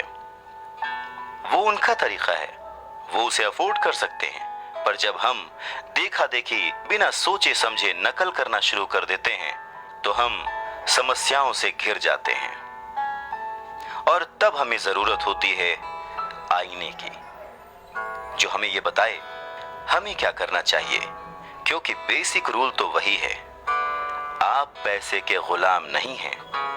ऐसे काम करिए, ऐसे सोचिए, ऐसे बनिए कि पैसा आपका गुलाम हो, वो आपके लिए काम करे। जब भी बाजी लगाइए दिल और दिमाग की, ये जरूर सोचिए कि बात पैसों की है या फिर रिश्तों की। नमस्कार, मैं हूं अवधेश श्रीवास्तव। अमीर बनने का मतलब ये नहीं होता कि आप इमोशनलेस हो जाएं। अमीर बनने का ये मतलब नहीं होता कि आप अपने रिश्तों को छोड़ दें।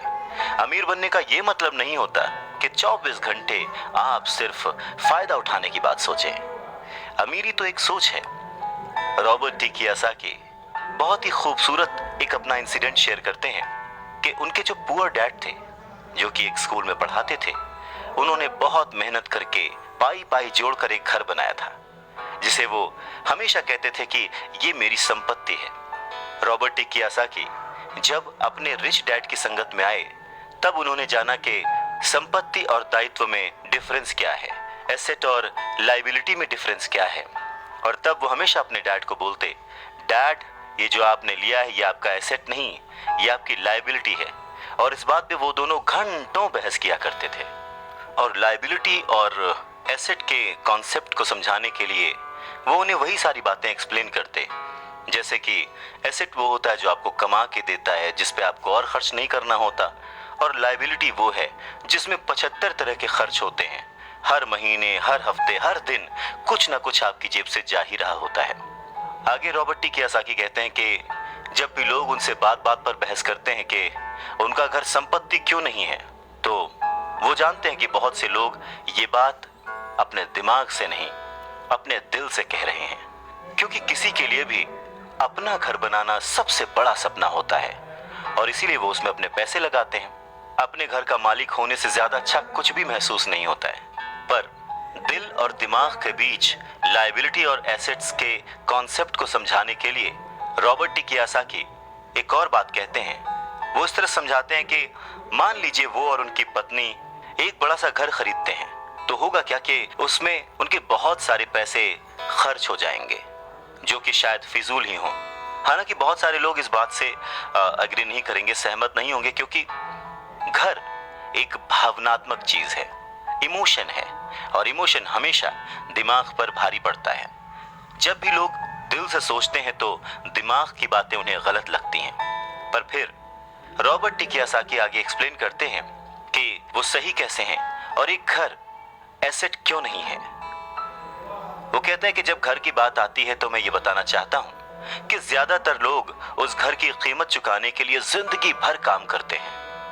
ज्यादातर लोग एक घर खरीदने के कुछ सालों बाद दूसरा घर खरीदते हैं, और हर बार पहले मकान के लिए जो कर्ज वो लेते हैं उस पर उनके पास हर बार फिर से 30 साल का नया कर्ज आ जाता है। हालांकि लोगों को मॉर्टगेज पेमेंट पर ब्याज के लिए टैक्स में छूट मिलती है, पर वो अपने दीगर खर्चों के लिए टैक्स के बाद मिलने वाले रुपयों का उपयोग करते हैं, अपनी मॉर्टगेज पूरी तरह से चुकाने के बाद भी। प्रॉपर्टी टैक्स, उनकी पत्नी के मम्मी डैडी को ये बात सुनकर बहुत धक्का लगा जब उनके घर का प्रॉपर्टी टैक्स $1000 प्रति माह तक पहुंच गया था, और ये तब हुआ था जब वो रिटायर हो चुके थे। $1000 बहुत बड़ी रकम होती है। अगर हम उसको इंडियन करेंसी में चेक करें तो शायद 70-80 हजार रुपए, या शायद उससे भी ज्यादा। और ये तब हुआ था जब वो रिटायर हो चुके थे। इस बढ़ोतरी से उनका रिटायरमेंट के बाद का बजट जो है वो बिगड़ गया था और उन्हें अपना वो मकान छोड़ना पड़ा। अच्छा, एक और मिथ है कि घर की कीमत जो है हमेशा बढ़ती रहती है। ऐसा नहीं है। बहुत सारे ऐसे लोग हैं जिन्होंने कर्ज लेके घर खरीदा, और वो घर उन्होंने जितने में खरीदा आज उसकी कीमत आधे से भी कम है। इन सब नुकसानों से ऊपर सबसे बड़ा नुकसान क्या है पता है? आपका लिक्विड कैश। वो लिक्विड कैश जो कि किसी सही जगह पर लग सकता था, वो घर में फंस गया। अगर आपका सारा पैसा मकान में फंसा रहता है तो आपको ज्यादा कड़ी मेहनत करनी पड़ती है ताकि आपका खर्चा चलता रहे। इस दौरान आपकी संपत्ति वाले कॉलम में कोई बढ़ोतरी नहीं होती, मतलब आप और कोई एसेट नहीं बना पाते। अगर एक यंग पति पत्नी, यंग कपल शुरुआत में ही अपना पैसा अपने एसेट वाले कॉलम में लगाए तो उनके आगे के साल बहुत ही आराम से गुजरेंगे, खासकर उस समय जब वो अपने बच्चों को कॉलेज में भेजेंगे। इस दौरान उनकी संपत्ति भी बढ़ जाएगी और उनके खर्चे भी आराम से चलते रहेंगे। तो अगर कम शब्दों में समझे तो ये कि घर खरीदने का फैसला जो है ना वो बहुत ही खर्चीला होता है। इसके बजाय बेहतर ये होगा कि जल्दी ही इन्वेस्टमेंट पोर्टफोलियो बना लिया जाए। देखिए, घर खरीदने का असर किसी भी आदमी पर 3 तरह से पड़ता है।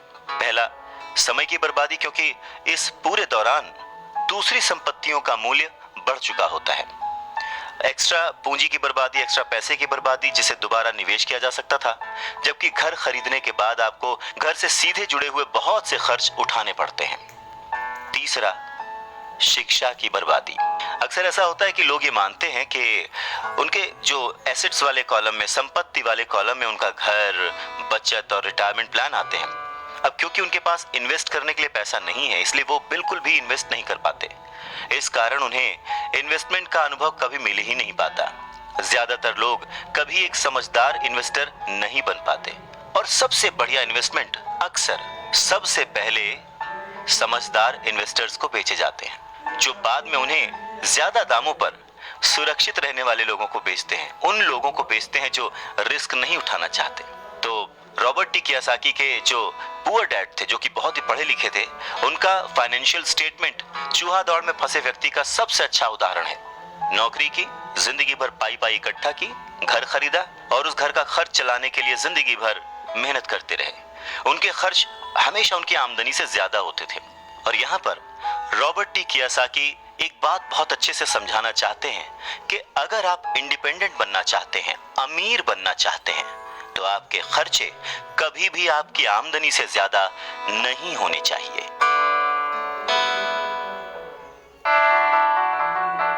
कौन कितना अमीर है, अगर ये जानना है तो समझें कि उसकी कमाई हुई दौलत किसी आदमी की वो योग्यता है जिसके सहारे वो आगे कई दिनों तक जिंदा रह सकता है। यानी अगर वो आज काम करना बंद कर दे तो वो बिना कमाए कितने दिनों तक जिंदा रह सकता है, यही उसकी अमीरी है।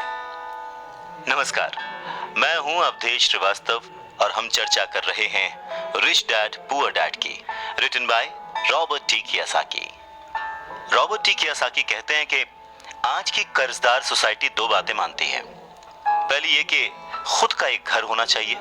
दूसरी ये कि अगर सैलरी बढ़ गई है तो फिर एक ज्यादा बड़ा घर खरीद सकते हैं। पर ऐसी सोच, ऐसी स्ट्रैटेजी की वजह से परिवार ज्यादा कर्ज में फंस जाता है। लोग बुरी तरह से पैसों की तंगी का सामना करने लगते हैं। वो लोग अपनी जॉब्स में बहुत अच्छी सैलरी उठा रहे होते हैं, लेकिन इस सोच की वजह से वो सेविंग नहीं कर पाते। इसे हाई रिस्क लिविंग या जोखिम भरी जीवन शैली कह सकते हैं। और इसका कारण छोटा सा है, ऐसे लोगों में पैसे की समझ ना होना, पैसे को कैसे मैनेज करते हैं ये पता ना होना। 90s के दशक में जॉब्स में बहुत ज्यादा गिरावट आई थी, रिसेशन आया था, और तब ये बात पता चली कि जो मिडिल क्लास है वो पैसे के मामले में कितना सुरक्षित है। तब से लेकर आज तक बहुत कुछ बदला है। अच्छी बात यह है कि आज लोग ज्यादा अवेयर्ड हैं। उन्होंने सही जगहों पर इन्वेस्ट करना शुरू कर दिया, और म्यूचुअल फंड में लोगों ने ज्यादा इन्वेस्ट इसलिए किया क्योंकि उन्हें लगता है कि वो ज्यादा सुरक्षित है। औसत म्यूचुअल फंड खरीदने वाले आदमी नौकरी में, टैक्स और मॉर्गेज चुकाने में, अपने बच्चों की कॉलेज की फीस देने के लिए पैसे बचाने में, अपना क्रेडिट कार्ड का हिसाब साफ करने में बहुत ज्यादा बिजी रहते हैं। इतना उनके पास वक्त नहीं होता कि वो ये आर्ट सीख लें कि किस तरह से म्यूचुअल फंड लिया जाए या किस तरह से इन्वेस्ट किया जाए। तो फिर वो क्या करते हैं? फिर वो किसी दूसरे को हायर करते हैं, उसकी काबिलियत पर भरोसा करते हैं, और वो जैसा कहता जाता है वो ऐसा करते जाते हैं। क्योंकि जो पढ़ा लिखा मिडिल क्लास वर्ग है, जो कि पैसे को संभालना नहीं जानता, वो हमेशा यही सोचता है, जोखिम मत उठाओ, सुरक्षित रहो। और असली प्रॉब्लम यही है कि पैसे की समझ ना होने के कारण लोग खतरों का सामना करते हैं। उनके सेफ रहने के पीछे की इच्छा, यानी हमें कुछ ना हो, उसके पीछे का असल कारण यह होता है कि उनके पास पैसे की तंगी होती है। उनकी जो बैलेंस शीट होती है उसमें खर्चे ज्यादा होते हैं, इनकम कम होती है। या यूं कहें कि उनकी संपत्ति वाला यानी एसेट वाला कॉलम खाली रहता है तो कोई गलत बात नहीं होगी। और जब सचमुच जिंदगी में वो once in a lifetime वाला मौका आता है ना, तो ये लोग उस मौके का फायदा नहीं उठा पाते, क्योंकि इनके पास पैसे ही नहीं होते इन्वेस्ट करने के लिए। अगर पैसे की समझ आपको है तो आप थोड़ा थोड़ा निवेश करके, बूंद बूंद से सागर भर के अमीर हो सकते हैं। आप सूझबूझ के साथ सही जगह पर इन्वेस्टमेंट करके अपने 5,000 रुपए को 10 लाख रुपयों में कन्वर्ट कर सकते हैं। पर प्रॉब्लम सोच की है। ये जो गरीब वर्ग या मिडिल क्लास जो वर्ग है, वो ऐसे इन्वेस्टमेंट्स को बहुत ही जोखिम भरा मानता है। पर वो ये नहीं जानता कि प्रॉब्लम इन्वेस्टमेंट में नहीं है, प्रॉब्लम उनकी सोच में है, उनकी नासमझी में है। वो ये नहीं जानते कि पैसा कहाँ लगाना है। वो हमेशा अपने पैसों की जिम्मेदारी दूसरों पर लाद देते हैं और उसके लिए खर्च भी करते हैं। तो अगर आप भी दूसरों की तरह सोचते हैं, घर को एक एसेट समझते हैं, इन्वेस्टमेंट करने से डरते हैं, सेफ रहना चाहते हैं, तो ये समझना जरूरी है कि आप किसी के लिए काम करते हैं। सैलरी पर काम करने वाले बहुत ज्यादा लोग मालिक को या फिर अपने शेयर होल्डर्स को अमीर बना रहे होते हैं। एक्चुअली वो उनके लिए काम कर रहे होते हैं। आपकी कोशिशें, मेहनत और सफलता से दरअसल आप नहीं सफल होते, आपका मालिक सफल होता है और उसे उसके रिटायरमेंट के लिए मदद मिल रही होती है। अच्छा, दूसरा, आप सरकार के लिए काम करते हैं। आप समझ सकते हैं कि जब आप काम करते हैं, पैसे कमाते हैं, तो उसका एक हिस्सा टैक्स के रूप में सरकार को जाता है। तीसरा, अगर आपके पास घर है जिसे आप अपना एसेट मानते हैं, जो कि दरअसल एक लायबिलिटी है, तो आप बैंक्स के लिए काम करते हैं। क्यों? क्योंकि आपने उन घरों के ऊपर लोन ले रखा है और वो लोन चुकाने के लिए, क्रेडिट कार्ड का कर्ज चुकाने के लिए आप दिन रात मेहनत करते हैं। तो अगर आप सिर्फ ज्यादा कड़ी मेहनत से काम करते जाएं, तो समस्या यह है कि तीनों ही मामलों में आपको और ज्यादा मेहनत करनी पड़ेगी और फायदा आपको नहीं मिलेगा, किसी और को मिलेगा। तो आपको ये सीखना पड़ेगा कि आपकी ज्यादा मेहनत से किस तरह आपको और आपके परिवार को फायदा हो। मान लीजिए कि अगर आप ये फैसला कर भी लेते हैं कि आप सिर्फ अपने काम से काम रखेंगे, पर पैसों की समझ न होने के कारण, उसे मैनेज करने की समझ न होने के कारण आपको ये नहीं पता होता कि आपके लक्ष्य को किस तरह से निर्धारित किया जाए। अक्सर लोग अपने प्रोफेशन को बनाए रखना चाहते हैं, अपनी सैलरी के सहारे ही अपनी संपत्ति को, अपने एसेट्स को खड़ा करना चाहते हैं। पर जब उनकी संपत्ति बढ़ती है तो वो किस तरह अपनी सफलता का आकलन करते हैं, कब कोई दूसरा आदमी ये महसूस करता है कि वो अमीर है, कि उसके पास दौलत है, और संपत्ति और दायित्व के बीच का बैलेंस कैसा है, ये सब बातें भी समझना उतना ही जरूरी है। तो फिर सवाल वही है कि अमीर कैसे बना जाए। अमीर बनने के लिए आपकी संपत्ति, आपकी सफलता, आपके आसपास का माहौल, आपकी दौलत, इन सब के बारे में आपको सोचना पड़ेगा। एसेट्स और लायबिलिटीज के बारे में सोचना पड़ेगा। सबसे इंपॉर्टेंट है कि अपने दिमाग को हमेशा खुला रखना पड़ेगा, क्योंकि ये जिंदगी भर का सब्जेक्ट है। आपको ये सब्जेक्ट जिंदगी भर पढ़ना है, सीखना है और अमीरी की राह पर आगे बढ़ते जाना है।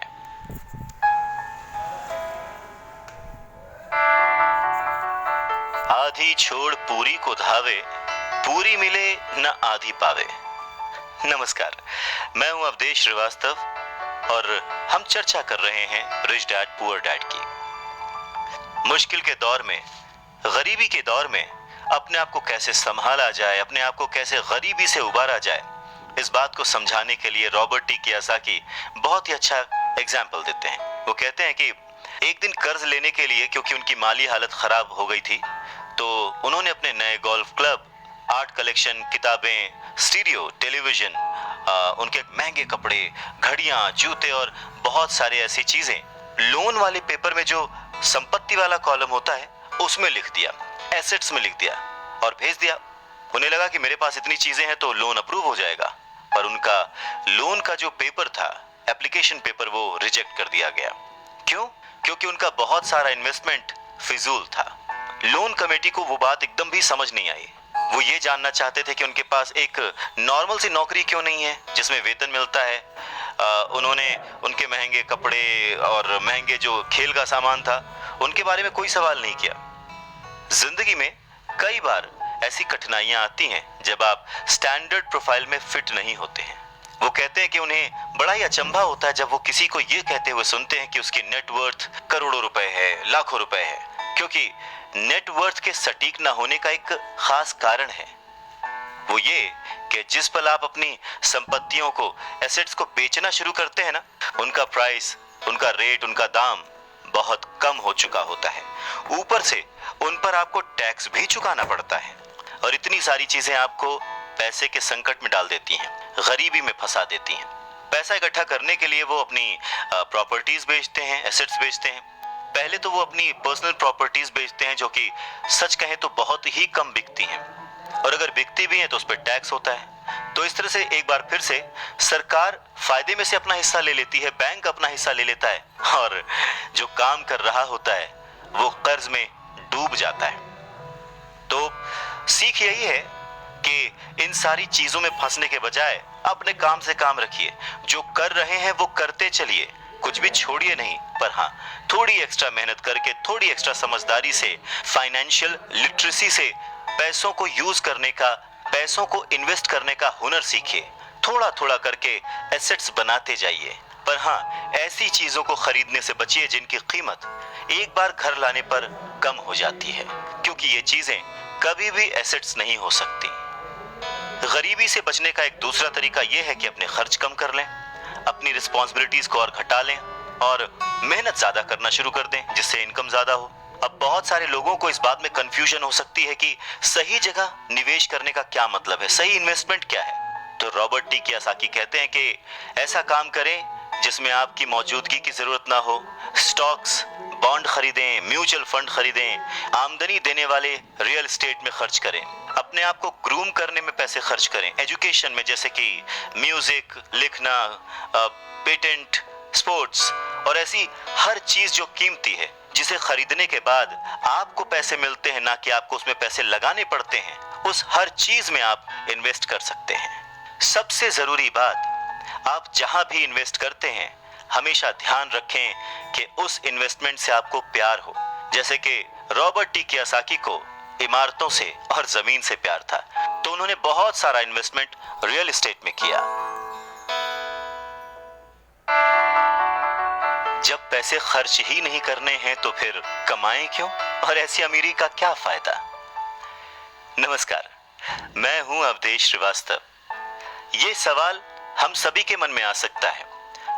इस बात पर रॉबर्ट टी कियोसाकी कहते हैं कि ये सिर्फ सोच का अंतर है। जो अमीर आदमी होता है वो भी ये चीजें खरीदता है, वो विलासिता की चीजें खरीदता है, लेकिन सबसे बाद में। पहले वो ये देखता है कि क्या करने से उसे फायदा हो सकता है और किस चीज की उसे सबसे ज्यादा जरूरत है। वहीं उल्टा जो मिडिल क्लास आदमी है या गरीब आदमी है, वो थोड़ा सा पैसा आने पर भी सबसे पहले वो अपने शौक पूरे करता है। घर, हीरे, ज्वेलरी, गाड़ियां, कुछ भी खरीद लेता है। अमीर आदमियों के पास भी ये सब होता है, पर फर्क सिर्फ इतना है कि वो उधार के दलदल में नहीं फंसते। वो लोग जिनके पास पीढ़ियों से पैसा है, जो लंबे समय से अमीर हैं, वो अपनी अर्निंग वाले कॉलम को सबसे पहले बनाते हैं, उसे सिक्योर करते हैं। उसके बाद उनके एसेट्स वाले कॉलम से जो आमदनी होती है, जो इनकम होती है, उससे वो अपनी लग्जूरियस लाइफ जीते हैं, एंजॉय करते हैं। गरीब और मिडिल क्लास आदमी अपनी खून पसीने की कमाई और बच्चों की विरासत की कीमत पर ये चीजें खरीदता है, लोन लेता है। सच्ची लग्जरी असली संपत्ति में निवेश करने और उसे विकसित करने का प्रोत्साहन देती है, उसे बढ़ावा देती है। रॉबर्ट टी कियोसाकी इस बात को एक एग्जाम्पल से समझाते हैं कि जब उनकी वाइफ और उनके पास उनके अपार्टमेंट से अतिरिक्त पैसा आने लगा, रेंट या कुछ भी, तब वो बाजार गए और उन्होंने अपने लिए एक महंगी गाड़ी खरीदी। इसमें जरा सी भी मेहनत नहीं लगी या जोखिम नहीं था, क्योंकि वो पैसा उन्होंने अपनी सेविंग से नहीं बल्कि अपार्टमेंट हाउस के इनकम से खरीदा था। पर इसके लिए उन्होंने 4 साल तक इंतजार किया, पेशेंस के साथ थोड़ा थोड़ा पैसा इकट्ठा करते रहे, और जब रियल एस्टेट पोर्टफोलियो बढ़ा तो आखिरकार वो उन्हें इतना पैसा दे गया कि एक महंगी कार खरीदी जा सके। ज्यादातर लोग अक्सर इच्छा जागने पर बिना सोचे समझे जाते हैं और कर्ज पर कार या कोई और चीज खरीद लाते हैं। हो सकता है कि वो अपनी जिंदगी से ऊब चुके हों या उन्हें सिर्फ एक नए खिलौने की जरूरत हो, पर कर्ज पर ऐसी चीज खरीदने से देर सबेर वो आदमी उस चीज से चिढ़ने लगता है, उसका इंटरेस्ट खत्म हो जाता है, उससे उसमें मजा नहीं आता, क्योंकि उस चीज को खरीदने के लिए जो कर्ज लिया गया है वो उस आदमी के सर पर भार बन जाता है। अगर एक बार आप अपने बिजनेस को बनाने, उसमें इन्वेस्ट करने का समय निकाल लेते हैं, तो फिर आप उसमें जादू की छड़ी भी घुमा सकते हैं, जो अमीरों का सबसे बड़ा राज है। और ये राज अमीरों को भीड़ से अलग रखता है, या यूं कहें कि भीड़ से आगे रखता है। जो अपने काम से काम रखते हैं, अपने काम में फोकस्ड रहते हैं, और ये उन्हीं को मिलता है जो अपने काम में पूरा मन लगाते हैं, अपने काम से काम रखते हैं, वो लोग अमीर बन जाते हैं। अगर मिल के चला जाए तो तूफानों को भी शिकस्त दी जा सकती है। नमस्कार, मैं हूं अवधेश श्रीवास्तव और हम चर्चा कर रहे हैं रॉबर्ट टी कियोसाकी की लिखी book rich dad poor dad की। रॉबर्ट टी कियोसाकी अपने बचपन का एक किस्सा सुनाते हैं। कहते हैं कि मुझे याद है, हमें स्कूल में रॉबिन हुड और उनके सुखी गिरोह की कहानी बताई गई थी। मेरे स्कूल टीचर का मानना था कि ये केविन कॉस्टनर की तरह के एक रोमांटिक हीरो की अद्भुत कहानी है, जो अमीरों को लूटता था और गरीबों में बांट देता था। तो मेरे रिच डैड की नजर में रॉबिन हुड हीरो नहीं था, वो उसे बदमाश मानते थे। रॉबिन हुड को गुजरे हुए तो लंबा समय गुजर चुका है, परंतु उसके जो मानने वाले हैं, जो उसके फैंस हैं, वो आज भी जिंदा हैं। न जाने कितनी बार मैंने लोगों को ये कहते सुना है कि अमीरों को और ज्यादा टैक्स देना चाहिए और उसे गरीबों में बांट देना चाहिए। रॉबिन हुड का ये जो थॉट था, अमीरों से लेकर गरीबों में बांट दिया गया। गरीब और मिडिल क्लास लोगों के लिए ये सबसे ज्यादा दुख का कारण है। इसी रॉबिन हुड आदर्श के कारण मिडिल क्लास पर टैक्स का इतना भारी बोझ लदा हुआ है। और सच्चाई तो यह है कि अमीरों पर टैक्स लगता ही नहीं है। गरीबों की भलाई के लिए जो पैसा लगता है वो मिडिल क्लास से आता है, खासकर पढ़े लिखे और ऊंची आमदनी वाले मिडिल क्लास से। और टैक्स के बारे में अगर हम पूरी तरह से समझना चाहें तो हमें थोड़ा सा इतिहास में, हिस्ट्री में जाना पड़ेगा। रॉबर्ट टी कियोसाकी बताते हैं कि उनके रिच डैड ने बताया था कि इंग्लैंड और अमेरिका में पहले कोई टैक्स नहीं लगते थे।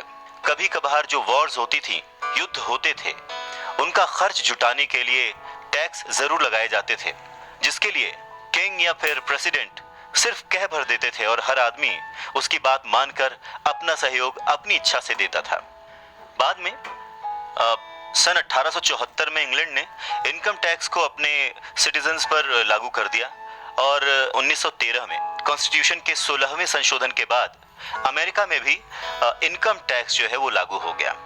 एक समय था जब अमेरिकी लोग टैक्स विरोधी हुआ करते थे, पर धीरे धीरे लगभग 50 सालों के बाद लोगों ने वो एक्सेप्ट कर लिया। इसमें एक और बात थी, शुरुआत में ये जितने भी टैक्स थे ये सिर्फ अमीरों पर लगाए गए थे। तो रिच डैडी चाहते थे कि माइक और वो इस बात को ना भूलें, और उन्होंने ये बात साफ कर दी थी कि टैक्स का जो थॉट है वो लोकप्रिय बना ही इसीलिए कि लोगों को लगता था कि इससे अमीरों को सजा दी जाती है और मिडिल क्लास और गरीबों को मदद मिलती है। पर वक्त ने इस बात को पलट दिया और आज गरीब भी टैक्स का मारा हुआ है और मिडिल क्लास भी, या यूं कहें कि सबसे ज्यादा जो टैक्स का मारा हुआ है वो है middle class. Robert T Kiyosaki आगे कहना जारी रखते हैं, एक बार सरकार को टैक्स मिल गया तो उन्हें उसके फायदे नजर आ गए और उनकी भूख बढ़ गई। रिच डैडी ने रॉबर्ट टी कियोसाकी को आगे समझाते हुए कहा कि अमीरों ने वक्त के साथ साथ कॉरपोरेशन की ताकत को समझा, एकजुट होकर उन्होंने इस टैक्स को पलट दिया और सारा बोझ उन लोगों के ऊपर डाल दिया जिन लोगों ने कभी इसके सपोर्ट में वोट दिया था, यानी कि गरीब और मिडिल क्लास लोग। और इसके पीछे की सबसे बड़ी वजह अमीरों का पैसा नहीं था, उनकी समझ थी, उनकी जानकारी थी, उनकी अवेयरनेस थी। उन्होंने अपने पैसे को बचाने के लिए संविधान को समझा, रूल्स को समझा और फिर उनमें कमियां निकाली और फिर किस तरह से उनसे बचा जाए ये सब देख परख के कॉरपोरेशन का सहारा लिया और वो उसमें सफल भी हुए। अमीरों और गरीबों के बीच ये लड़ाई सदियों से चलती आ रही है। अमीरों से वसूलों का जो नारा लगाने वाली भीड़ थी वो हमेशा अमीरों के खिलाफ रही, और ऐसी लड़ाइयां तब छिड़ती हैं जब किसी एक विशेष वर्ग को ध्यान में रखकर कानून बनते हैं, और ये लड़ाई कब खत्म होगी ये कहा नहीं जा सकता। समस्या यह है कि जो लोग हारते हैं उनमें समझ की कमी है, पर वो ये मानते नहीं। हारने वाले लोग वो हैं जो हर सुबह उठकर तैयार होते हैं और अपनी नौकरी में कड़ी मेहनत करते हैं और उस पर टैक्स भी देते हैं। अगर वो ये समझ पाते कि अमीर लोग किस तरह से पैसे का खेल खेलते हैं तो वो भी इस खेल को उसी तरह से खेल सकते थे, फिर वो भी गरीबी से आजाद हो सकते थे, पैसे के मालिक हो सकते थे और अमीर बन सकते थे। रिच डैड कहते हैं कि इसीलिए मुझे बिल्कुल अच्छा नहीं लगता कि जब कोई अपने बच्चे को यह सलाह देता है कि खूब पढ़ो और नौकरी करो। जिस कर्मचारी में पैसे की समझ नहीं है वो बच नहीं सकता। उस देने वाले ने तो कोई कमी ना की, अब किसको क्या मिला ये मुकद्दर की बात है, और ये जो मुकद्दर है ये हम अपनी सोच से, अपनी नॉलेज से, अपनी अवेयरनेस से बदल सकते हैं। अमीरी और गरीबी में सिर्फ सोच और समझ का ही फासला है।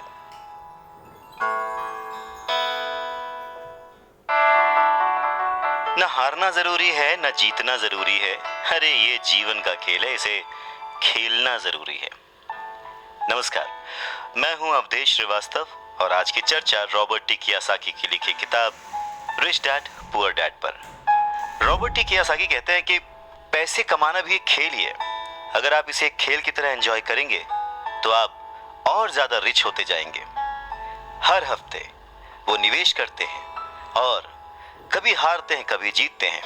जब जीतते हैं तो उस निवेश को अगले हफ्ते के लिए सेव कर लेते हैं, और जब हारते हैं तो खुद से जीतने वाले की आंख में आंख डालकर कहते हैं ठीक है, अगले सैटरडे फिर मिलते हैं।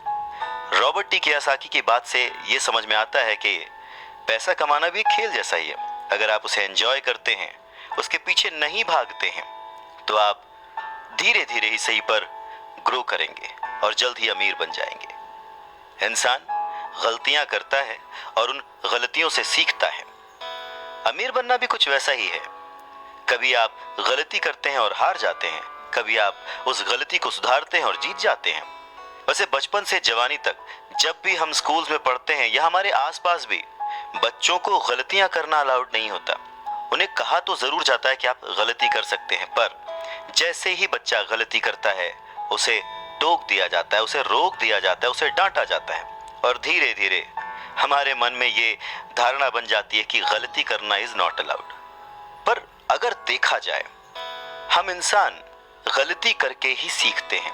हमने आज तक जो कुछ भी अचीव किया है अपनी गलतियों से अचीव किया है। इसी बात को आगे बढ़ाते हुए रॉबर्ट टी कियोसाकी कहते हैं कि इन्वेस्टर्स दो तरह के होते हैं। पहले वो जो नॉर्मल इन्वेस्टर्स होते हैं, जो एक पैकेज में निवेश करते हैं, रिटेल आउटलेट में फ़ोन करते हैं जैसे एक रियल एस्टेट कंपनी या स्टॉक ब्रोकर या फाइनेंशियल प्लानर को, और फिर वो कुछ छोटा छोटा खरीद लेते हैं। ये एक म्यूचुअल फंड, स्टॉक या बॉन्ड हो सकता है। ये निवेश का एक अच्छा और साफ सुथरा तरीका है और आसान भी है। ये उसी तरह की खरीदारी हो गई जैसे कि कोई कस्टमर कंप्यूटर स्टोर में जाकर शेल्फ पर रखे कंप्यूटर को खरीद ले।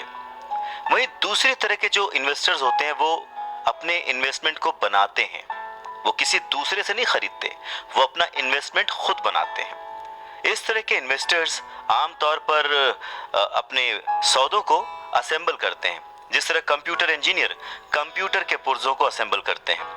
वो अलग अलग जगहों से सस्ते पार्ट्स लाते हैं और उन पार्ट्स से एक पूरा कंप्यूटर असेंबल करते हैं जो कि उन्हें बहुत सस्ता पड़ता है, और फिर वो उसे महंगे दामों में बेच देते हैं। ठीक उसी तरह से जो दूसरा निवेशक है वो आर्थिक अवसरों के पुर्जों को अच्छी तरह से ऑब्जर्व करता है। ठीक इसी तरह से जो दूसरा इन्वेस्टर है वो समय को पहचानता है और मौके की नज़ाकत को देखते हुए, अपने कमर्शियल फायदे को देखते हुए चीज़ों को इस्तेमाल करता है।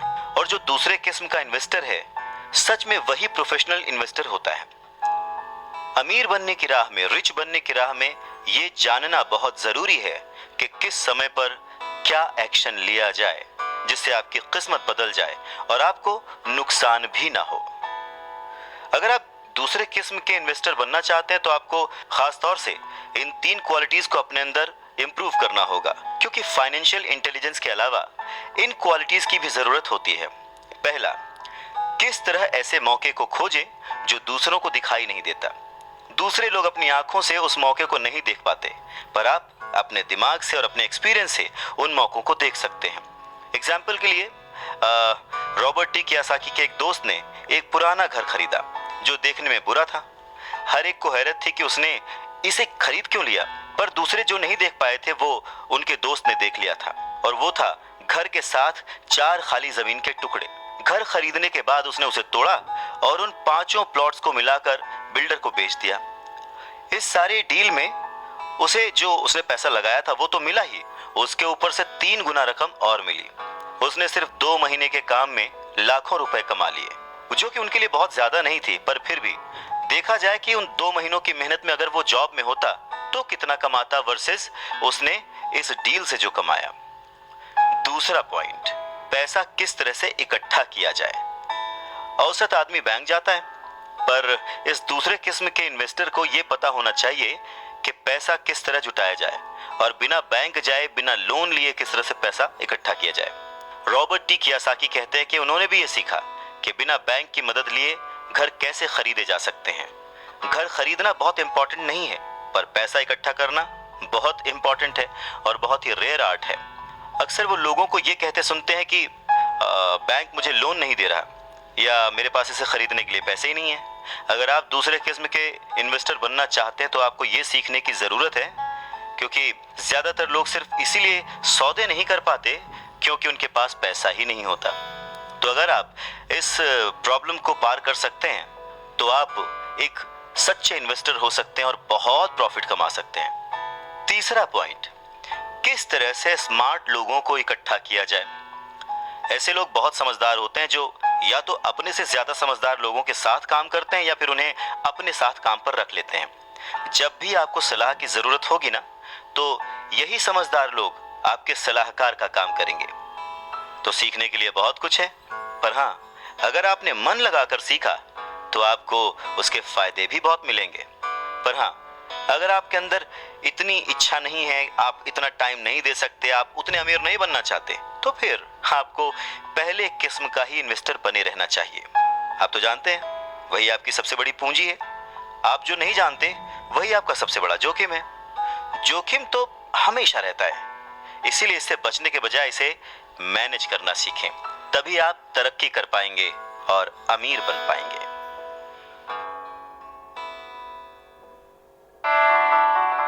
जब जिंदगी आपको नींबू थमाए तो जल्दी से शरबत बना लो और पी लो। नमस्कार, मैं हूं अवधेश श्रीवास्तव और आज हम चर्चा कर रहे हैं रॉबर्ट टी कियोसाकी की लिखी किताब रिच डैड पुअर डैड की। अवसर पहचानना किसी भी इन्वेस्टर की सबसे बड़ी क्वालिटी होती है। फाइनेंशियल बुद्धि का मतलब है ज्यादा विकल्प होना। अगर अवसर आपके सामने आ ही नहीं रहे हैं तो फिर आप अपनी गरीबी को सुधारने के लिए और क्या कर सकते हैं। अगर कोई अवसर आपकी झोली में आकर गिर जाए पर आपके पास पैसा ही नहीं है और आप उसमें इन्वेस्ट ही नहीं कर सकते, ऊपर से बैंक वाले आपको उधार नहीं दे रहे, आप पैसे का कहीं से इंतजाम नहीं कर पा रहे, तो फिर उस मौके का आप फायदा कैसे उठा सकते हैं। मान लीजिए अगर आपका अनुमान जो है वो गलत हो जाए और अगर आप जिसकी उम्मीद करते हैं वो नहीं हो, तो फिर आप क्या करेंगे। कैसे एक छोटी सी चीज को लाखों में बेचेंगे। अगर ये करना आपको आता है तो इसे ही कहते हैं फाइनेंशियल बुद्धि यानी फाइनेंशियल इंटेलिजेंस। ज्यादा मतलब नहीं इस बात से। एग्जाम्पल लेते हैं कि एक नींबू है और उसको लाखों में बेचना है, तो लाखों में बदलने के लिए कितने अलग अलग तरह से आप उसको यूज कर सकते हैं। इसका मतलब है कि आप अपनी पैसे की समस्याओं को सुलझाने में कितने क्रिएटिव हैं। ज्यादातर लोग केवल एक समाधान जानते हैं, नींबू निचोड़ो और शरबत बना के पी लो, यानी कि कड़ी मेहनत करो, बचत करो और उधार लो। तो आपको अपनी फाइनेंशियल बुद्धि क्यों बढ़ानी चाहिए। रॉबर्ट टी कियोसाकी कहते हैं क्योंकि आप उस तरह के इंसान होना चाहते हैं जो अपनी किस्मत खुद लिखता हो। आप जो हो रहा है उसे होने देते हैं और उसे बेहतर में बदलने की ताकत रखते हैं। ऐसे बहुत कम लोग ये बात समझ पाते हैं कि किस्मत भी हम ही लिखते हैं। जिस तरह की पैसा बनाया जाता है, अगर आप ज्यादा किस्मत वाले होना चाहते हैं और ज्यादा पैसा बनाना चाहते हैं तो बहुत कड़ी मेहनत करने के अलावा आपको अपनी फाइनेंशियल बुद्धि को भी तैयार करना होगा, सीखना होगा। अगर आप इस तरह के आदमी हैं जो सही चीज होने का इंतजार करता है तो शायद आपको बहुत लंबे समय तक इंतजार करना पड़ सकता है। ये तो बस उसी तरह की बात हो गई कि आप गैरेज से गाड़ी निकालने के पहले ये डिसाइड करना चाहते हैं कि भाई अगले 5 मील तक सभी स्ट्रीट लाइट्स ठीक रहेंगी, बर्फ नहीं गिरेगी, एक्सीडेंट नहीं होगा, वगैरह वगैरह। ये चीजें आपके कंट्रोल में नहीं है। आपके कंट्रोल में है सिर्फ गाड़ी चलाना। ठीक उसी तरह से आपके कंट्रोल में है अपने प्लान्स बनाना, अपनी समझ और सूझबूझ का इस्तेमाल करते हुए। जिस काम से आप एक महान इंसान बन सकते हैं, एक अमीर इंसान बन सकते हैं, क्या वो काम आप चंद पैसों के लिए करेंगे? नहीं ना। सीखने के लिए काम करें, पैसों के लिए नहीं। नमस्कार, मैं हूं अवधेश श्रीवास्तव और हम बात कर रहे हैं रिच डैड पुअर डैड की, जिसे लिखा है रॉबर्ट टी कियोसाकी ने। रॉबर्ट टी कियोसाकी एक घटना का जिक्र करते हैं। कहते हैं कि 1995 में मैंने सिंगापुर के एक अखबार में इंटरव्यू दिया। युवा महिला रिपोर्टर बहुत ही टाइम पे आ गई और इंटरव्यू शुरू हो गया। हम एक बहुत ही बड़े से होटल की लॉबी में कॉफी पी रहे थे और मेरा जो सिंगापुर जाने का रीजन था उसके बारे में डिस्कशन कर रहे थे। तभी उस रिपोर्टर ने मुझसे कहा, एक दिन मैं भी आपकी तरह एक बेस्ट सेलिंग लेखक बनना चाहती हूँ। मैंने उसके कई राइटअप्स और लेख पढ़े थे और उनसे प्रभावित भी था। वो बहुत अच्छा लिखती थी, बहुत ही साफ। तो मैंने उसे कहा, बिल्कुल आप कर सकती हैं, क्योंकि आप जो लिखती हैं वो बहुत ही बढ़िया है। वैसे कौन सी चीज है जो आपको आपके सपनों को पाने से रोक रही है? उसने कहा कि मेरा काम जो है वो कभी कहीं जाता है, कभी कहीं जाता है। हर आदमी कहता है कि मेरे उपन्यास बहुत बढ़िया हैं, पर एक्चुअली होता कुछ नहीं है। इसलिए मैं अखबार में काम कर रही हूँ, कम से कम इससे मेरा खर्च तो चल ही जाता है। अब आपके पास कोई सुझाव है क्या इस बारे में? मैंने कहा, हाँ बिल्कुल है। सिंगापुर में मेरा एक दोस्त है, वो एक स्कूल चलाता है जहां लोगों को बाइंग सेलिंग रिलेटेड ट्रेनिंग दी जाती है। वो सिंगापुर में कई बहुत ही बड़े बड़े कॉरपोरेशंस के लिए सेल्स ट्रेनिंग कोर्स चलाता है और मैं समझता हूं कि उसके कोर्स में शामिल होने से आपका करियर बहुत ज्यादा आगे चला जाएगा। ये बात सुनने के बाद वो थोड़ा सा रूखी हो गई। वो कहने लगी कि मतलब आप ये कहना चाहते हैं कि मुझे ये सब सीखने के लिए स्कूल जाना पड़ेगा?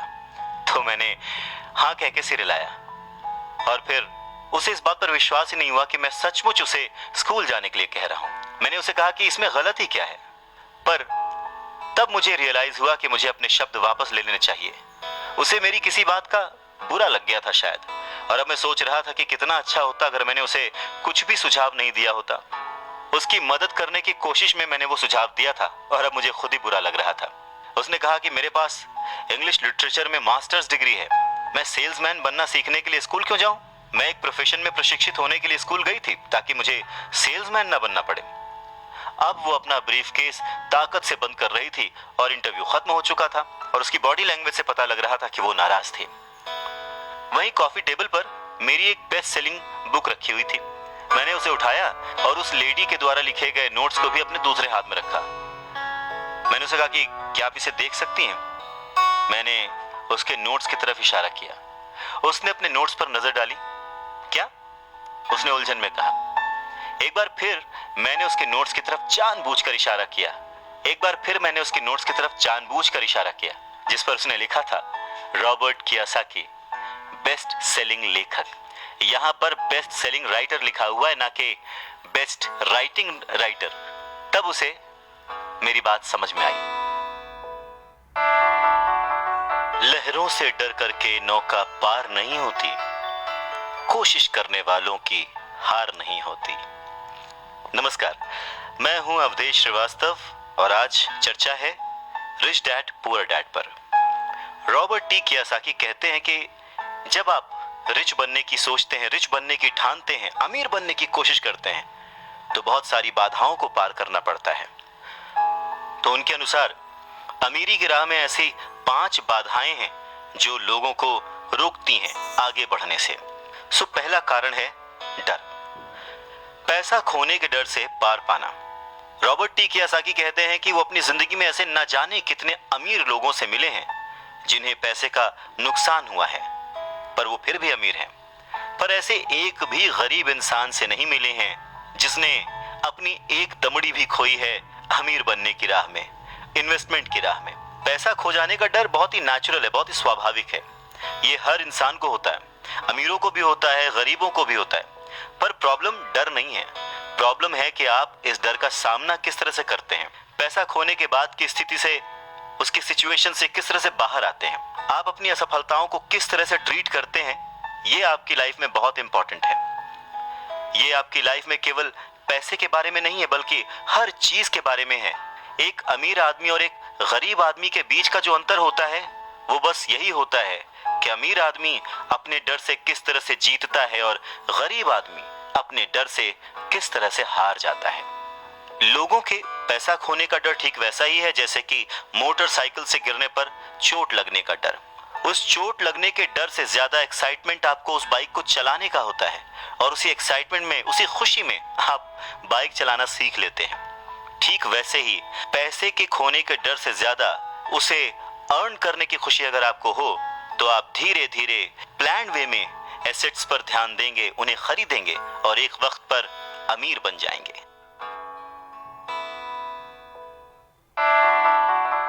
मैं अकेला ही चला था जानिबे मंजिल, मगर लोग यूं जुड़ते गए और कारवां बनता गया। नमस्कार, मैं हूं अवधेश श्रीवास्तव और आज चर्चा कर रहे हैं हम रिच डैड पुअर डैड की। रॉबर्ट टी कियोसाकी कहते हैं कि पैसा मेरे लिए काम करे और मैं पैसे के लिए काम ना करूं। मेरा ये पहला सबक दरअसल ताकत के बारे में है। अगर आप पैसे के लिए काम करते हैं तो आप ताकत को अपने बॉस के हाथ में दे देते हैं, या आप जिसके लिए काम कर रहे होते हैं आप अपनी आजादी उसके हाथ में दे देते हैं। अगर आपका पैसा आपके लिए काम करता है तो आप अपने पैसे के, अपने काम के, अपनी जिंदगी के खुद मालिक होते हैं। एक बार हमें हमारे लिए काम करने वाले पैसे की ताकत का ज्ञान हो जाए, फिर हमें पैसे के लिहाज से स्मार्ट हो जाना चाहिए और हमें डराने वाले लोगों से निपटने के लिए रास्ते ढूंढ लेने चाहिए।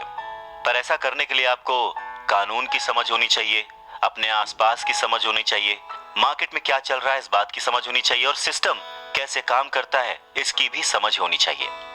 अगर आप अवेयर नहीं हैं, मतलब नॉलेजेबल नहीं है, अज्ञानी हैं, आप केयरलेस हैं, अपनी चीजों को समझना नहीं चाहते, तो आपको बड़ी आसानी से डराया और हराया जा सकता है। अगर आप जानते हैं कि आप क्या बात कर रहे हैं और मुसीबत कैसी है और उसे कैसे सॉल्व किया जाए, तो आपको आसानी से डराया नहीं जा सकता। रॉबर्ट कियोसाकी के रिच डैडी हमेशा उन्हें ये कहा करते थे कि स्मार्ट बनो ताकि तुम्हें कोई भी कहीं से भी आके धक्का ना दे जाए, और उन्होंने अपनी जिंदगी में बस इसी उसूल को अपनाया था।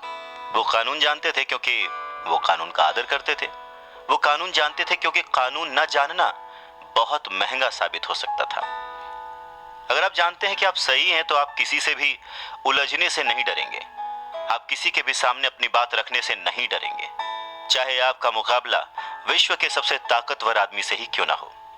तो रॉबर्ट टी कियोसाकी के जो पुअर डैड थे वो हमेशा उन्हें मोटिवेट करते थे कि वो कुछ भी करके एक अच्छी सी नौकरी कर लें, कॉर्पोरेशन में किसी ऊंचे पद पर चले जाएं। और यही बात जब रॉबर्ट टी कियोसाकी ने अपने रिच डैड से शेयर की तो वो हंसे और उन्होंने कहा कि उस कॉर्पोरेट लैडर पर चढ़ने की बजाय क्यों ना उसका मालिक ही बन जाया जाए।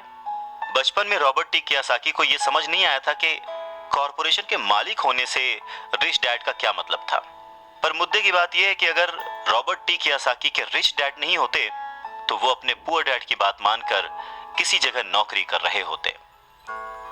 उनके रिच डैड ने बार बार याद दिलाया कि भीड़ के साथ चलने की जरूरत नहीं है, अपनी सोच रखो, अपनी समझ रखो और फिर अपनी जिंदगी की दिशा खुद तय करो। रॉबर्ट टी कियोसाकी अपनी कहानी कहते हैं कि जब तक मैं 25 साल का हुआ तब तक मेरे रिच डैड की सलाह मुझे समझ नहीं आती थी। उन्होंने कुछ दिन पहले ही मरीन कॉर्प्स छोड़ी थी और जेरोक्स कंपनी के लिए काम कर रहे थे। वहां उन्हें बहुत पैसा मिल रहा था, पर बार बार अपनी तनख्वाह को चेक करते थे और हमेशा निराश होते थे। टैक्स इतना ज्यादा कटता था कि उन्हें और ज्यादा काम करना पड़ता था अपनी जरूरतों को पूरा करने के लिए। धीरे धीरे वो सफल होने लगे, सक्सेसफुल होने लगे। तो उनके जो बॉसेस थे उन्होंने उनको प्रमोशन दी और सैलरी बढ़ा दी। उन्हें ये बात सुनकर बहुत अच्छा लगा और जैसे ही उन्होंने अपनी ये बात अपने रिच डैड से शेयर की तो उन्होंने कहा, अच्छा तो तुम्हारे बॉस अमीर बन रहे हैं, तुम्हारी कंपनी अमीर बन रही है, तुम किसके लिए काम कर रहे हो, तुम किसे अमीर बना रहे हो। तो बस 1974 में जेरोक्स के एक कर्मचारी के रूप में ही उन्होंने अपना पहला कॉर्पोरेशन बनाया और अपने काम से काम रखना शुरू कर दिया। पहले से ही उन्होंने संपत्ति वाले कॉलम में कुछ चीजें लिख रखी थी और खरीद रखी थी, पर अब उन्होंने ये ठान लिया था कि उन्हें और ज्यादा बढ़ाना है, उन्हें अपने एसेट्स और बढ़ाने हैं और अपनी लायबिलिटीज को और कम करना है। जैसे जैसे वक्त बीतता गया, जैसे जैसे रॉबर्ट टी कियोसाकी पैसे को समझते गए, इसके गणित को समझते गए, इसके व्यवहार को समझते गए, उन्हें अपने रिच डैडी की सलाह समझ में आने लगी। एक बार उन्होंने अपने काम से काम रखने की ठान ली और अपनी संपत्तियां, अपने एसेट्स बढ़ाने शुरू कर दिए और एक बेहतरीन कर्मचारी बन गए। उनके पास अब एक लक्ष्य था। वो सुबह जल्दी जाते थे, मेहनत से काम करते थे, ज्यादा से ज्यादा पैसे कमाते थे और अपने रियल एस्टेट में इन्वेस्ट करते थे। और वो दौर भी ऐसा था कि उस समय नई नई चीजें, नए नए डेवलपमेंट्स हो रहे थे जिसमें संभावनाएं तलाश की जा सकती थी। तो उन्होंने जेरोक्स मशीनें बेची। जितनी ज्यादा वो मशीनें बेचते उन्हें उतना ही ज्यादा फायदा होता, लेकिन वो फायदा उनकी जेब में नहीं जाता, वो फायदा जाता कंपनी को और रॉबर्ट टी कियोसाकी की जेब से कटता था टैक्स। ये बहुत ही मोटिवेशनल था। इस सिचुएशन में लोग हताश हो जाते हैं, पर रॉबर्ट टी कियोसाकी ने इसको पॉजिटिवली लिया और वो इस नौकरी के जाल से बाहर निकल आए। वो ये समझ गए थे कि उन्हें किस तरह से बाहर आना है, पर जल्दबाजी में उन्होंने नौकरी नहीं छोड़ी। धीरे धीरे सिर्फ 3 साल के समय में ही उन्होंने जेरोक्स कंपनी की तुलना में अपने छोटे से कॉर्पोरेशन कंपनी से ज्यादा कमाना शुरू कर दिया था और उनका कॉर्पोरेशन रियल एस्टेट में इन्वेस्ट करने वाली कंपनी थी और वो पैसा जो कि वो अपने एसेट से कमा रहे थे वो उन्हीं के लिए दोबारा काम कर रहा था। अब उन्हें फोटोकॉपियर बेचने के लिए दरवाजे दरवाजे जाने की जरूरत नहीं थी। अपने रिच डैडी की सलाह से उन्हें बहुत फायदा हुआ। जल्दी ही उनकी प्रॉपर्टीज से आने वाले कैश फ्लो में इतना ज्यादा बढ़ोतरी हो गई कि उनकी कंपनी ने उनके लिए पहली कार खरीद के दी। उनकी पुरानी कंपनी जेरोक्स के लोगों को लगा कि वो अपना कमीशन बेच रहे हैं परंतु ऐसा था नहीं। उन्होंने अपने कमीशन को अपने एसेट्स में कन्वर्ट कर रखा था। रॉबर्ट टी कियोसाकी कहते हैं कि उनका एक एक रुपया उनके एक एक एम्प्लॉय जैसा उनके लिए काम कर रहा था। क्यों? क्योंकि उन्होंने सही जगह पर इन्वेस्ट किया था। अपने रिच डैड से सीखे गए सबक के कारण वो इस चूहा दौड़ के मिथक से बाहर आ गए थे और कम उम्र में ही एक एम्प्लॉयर बन गए थे। स्कूल्स में पढ़ाया जाता है कैसे एम्प्लॉय बने, पर अपने रिच डैड की बात मानकर वो एक एम्प्लॉयर बने और ये सब पॉसिबल हुआ पैसे को सही जगह पर इन्वेस्ट करने की समझ से, पैसे को मैनेज करने की समझ से, फाइनेंशियल लिटरेसी से। बहुत सारी मुश्किलें आई पर अपनी सूझबूझ से और अपनी अवेयरनेस से, अपने नॉलेज से रॉबर्ट टी कियोसाकी उन मुश्किलों से आगे बढ़ते गए और लोग उनको फॉलो करने लगे। वो जब भी फाइनेंशियल सेमिनार्स में दूसरों को सिखाने को जाते, उनको अपनी बात बताते, तो वो हमेशा कहते कि फाइनेंशियल आईक्यू स्पेशलाइजेशन के 4 बड़े फील्ड से आने वाले ज्ञान का मिक्सचर है, नॉलेज का मिक्सचर है। सो वो 4 फील्ड्स कौन कौन सी हैं? पहला है अकाउंटिंग। रॉबर्ट टी कियोसाकी कहते हैं कि जिसे मैं फाइनेंशियल साक्षरता कहता हूं, एम्पायर खड़ा करना चाहते हैं, साम्राज्य बनाना चाहते हैं, तो ये सबसे इंपॉर्टेंट है। आप जितने ज्यादा पैसे के लिए जिम्मेदार होंगे, उतना ही ज्यादा आपको बारीकी से नॉलेज होने की जरूरत है, नहीं तो आपका जो साम्राज्य है, आपका जो एम्पायर है, वो ताज के पत्तों की तरह ढह जाएगा। इस योग्यता, इस क्वालिटी की वजह से आप किसी भी बिजनेस की जो कमजोरियां हैं, वीक पॉइंट्स हैं, और उसकी जो प्लस पॉइंट्स हैं, उन्हें पहचान सकते हैं। दूसरा फील्ड है जो इंपॉर्टेंट है, वो है इन्वेस्टमेंट, जिसे वो पैसे से पैसे बनाने का विज्ञान कहते हैं। इसमें तकनीकें, रणनीतियां, स्ट्रैटेजीज, फॉर्मूले, इन सब की जरूरत होती है।